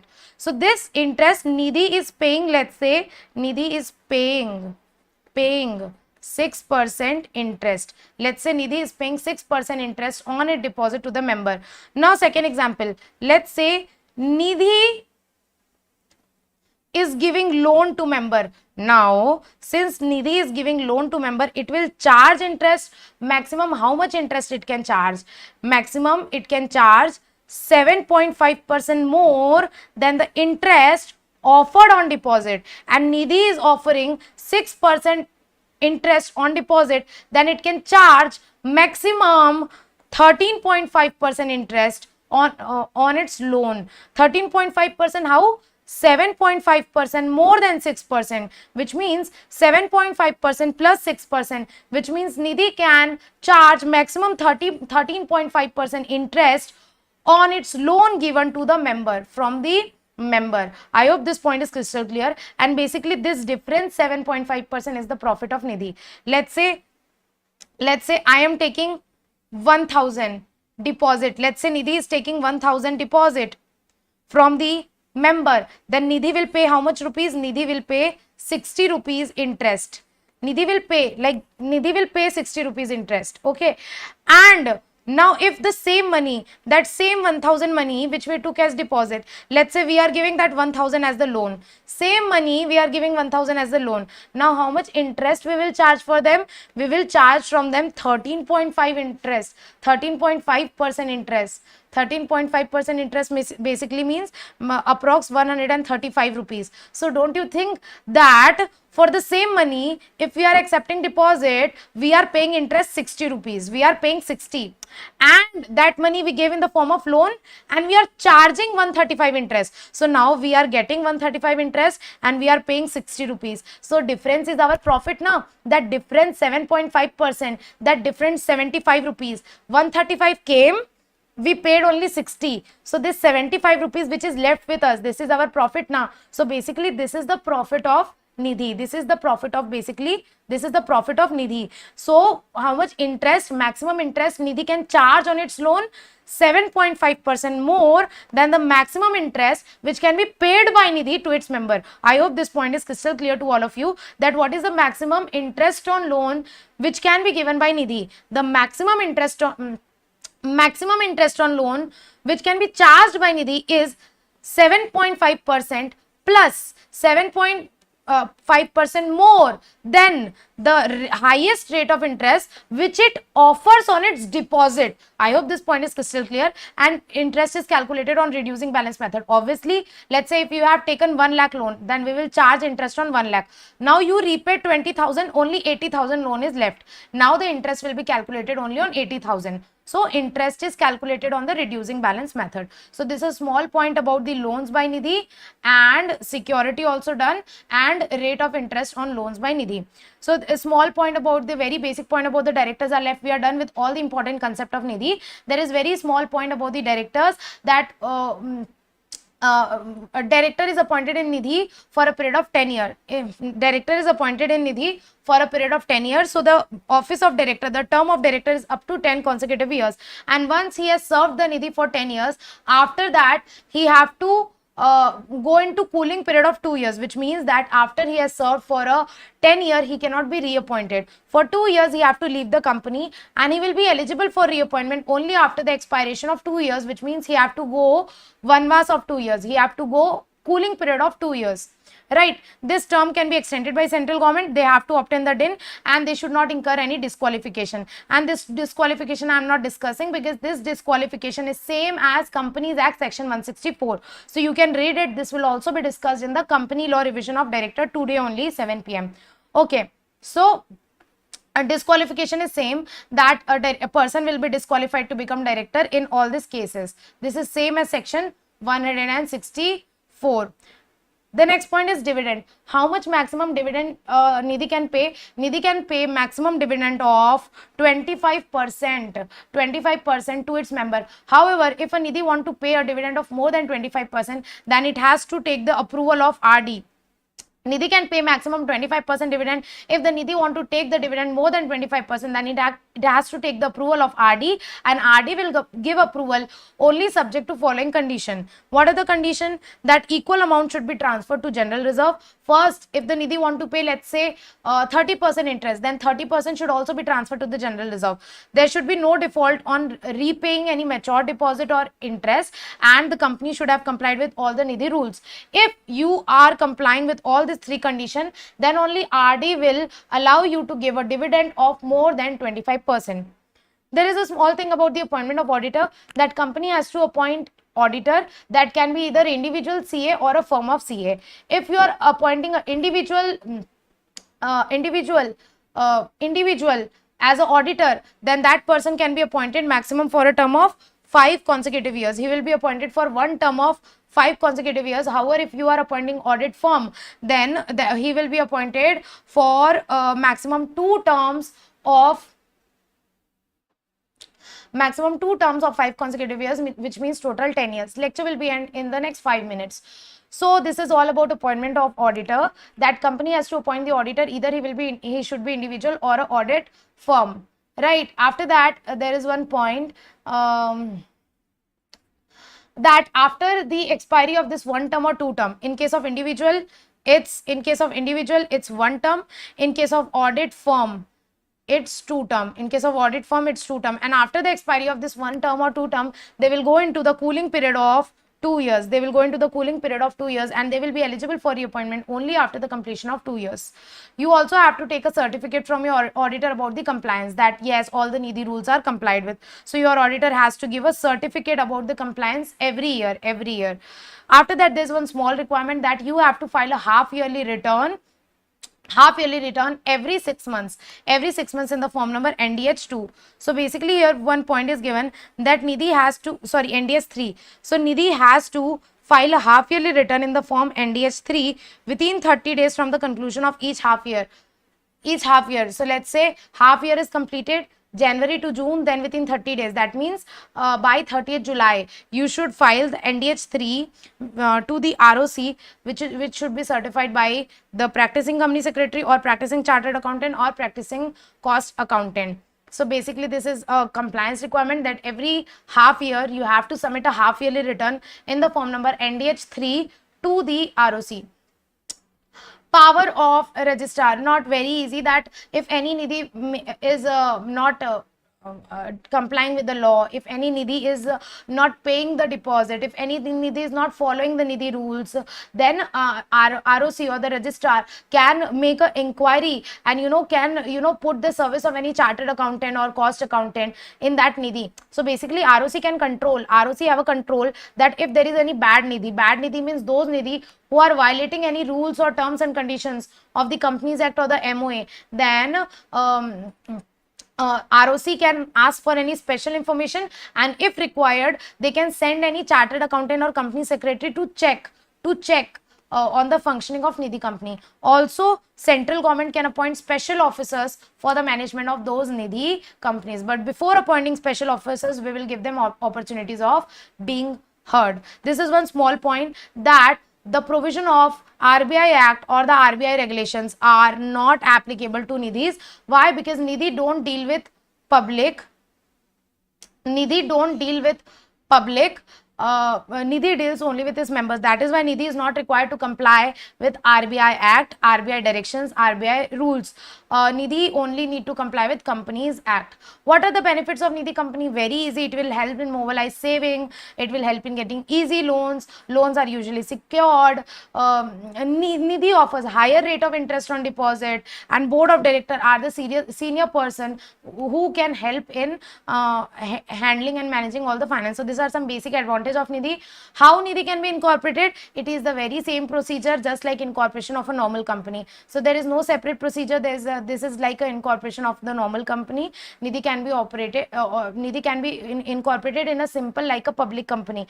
You have studied now how to incorporate a public company. Yes, so nidhi is what? Nidhi is nothing but a public company. So you have to incorporate like a normal public company only. You have to follow that normal procedure of incorporation. So with this we are done with this. Lastly, a fine is prescribed. You can ignore this. With this we are done with this chapter nidhi company, and we are done with this chapter nidhi company and startup. So we are done with 1.5 chapters today, which is basically nidhi company and startup.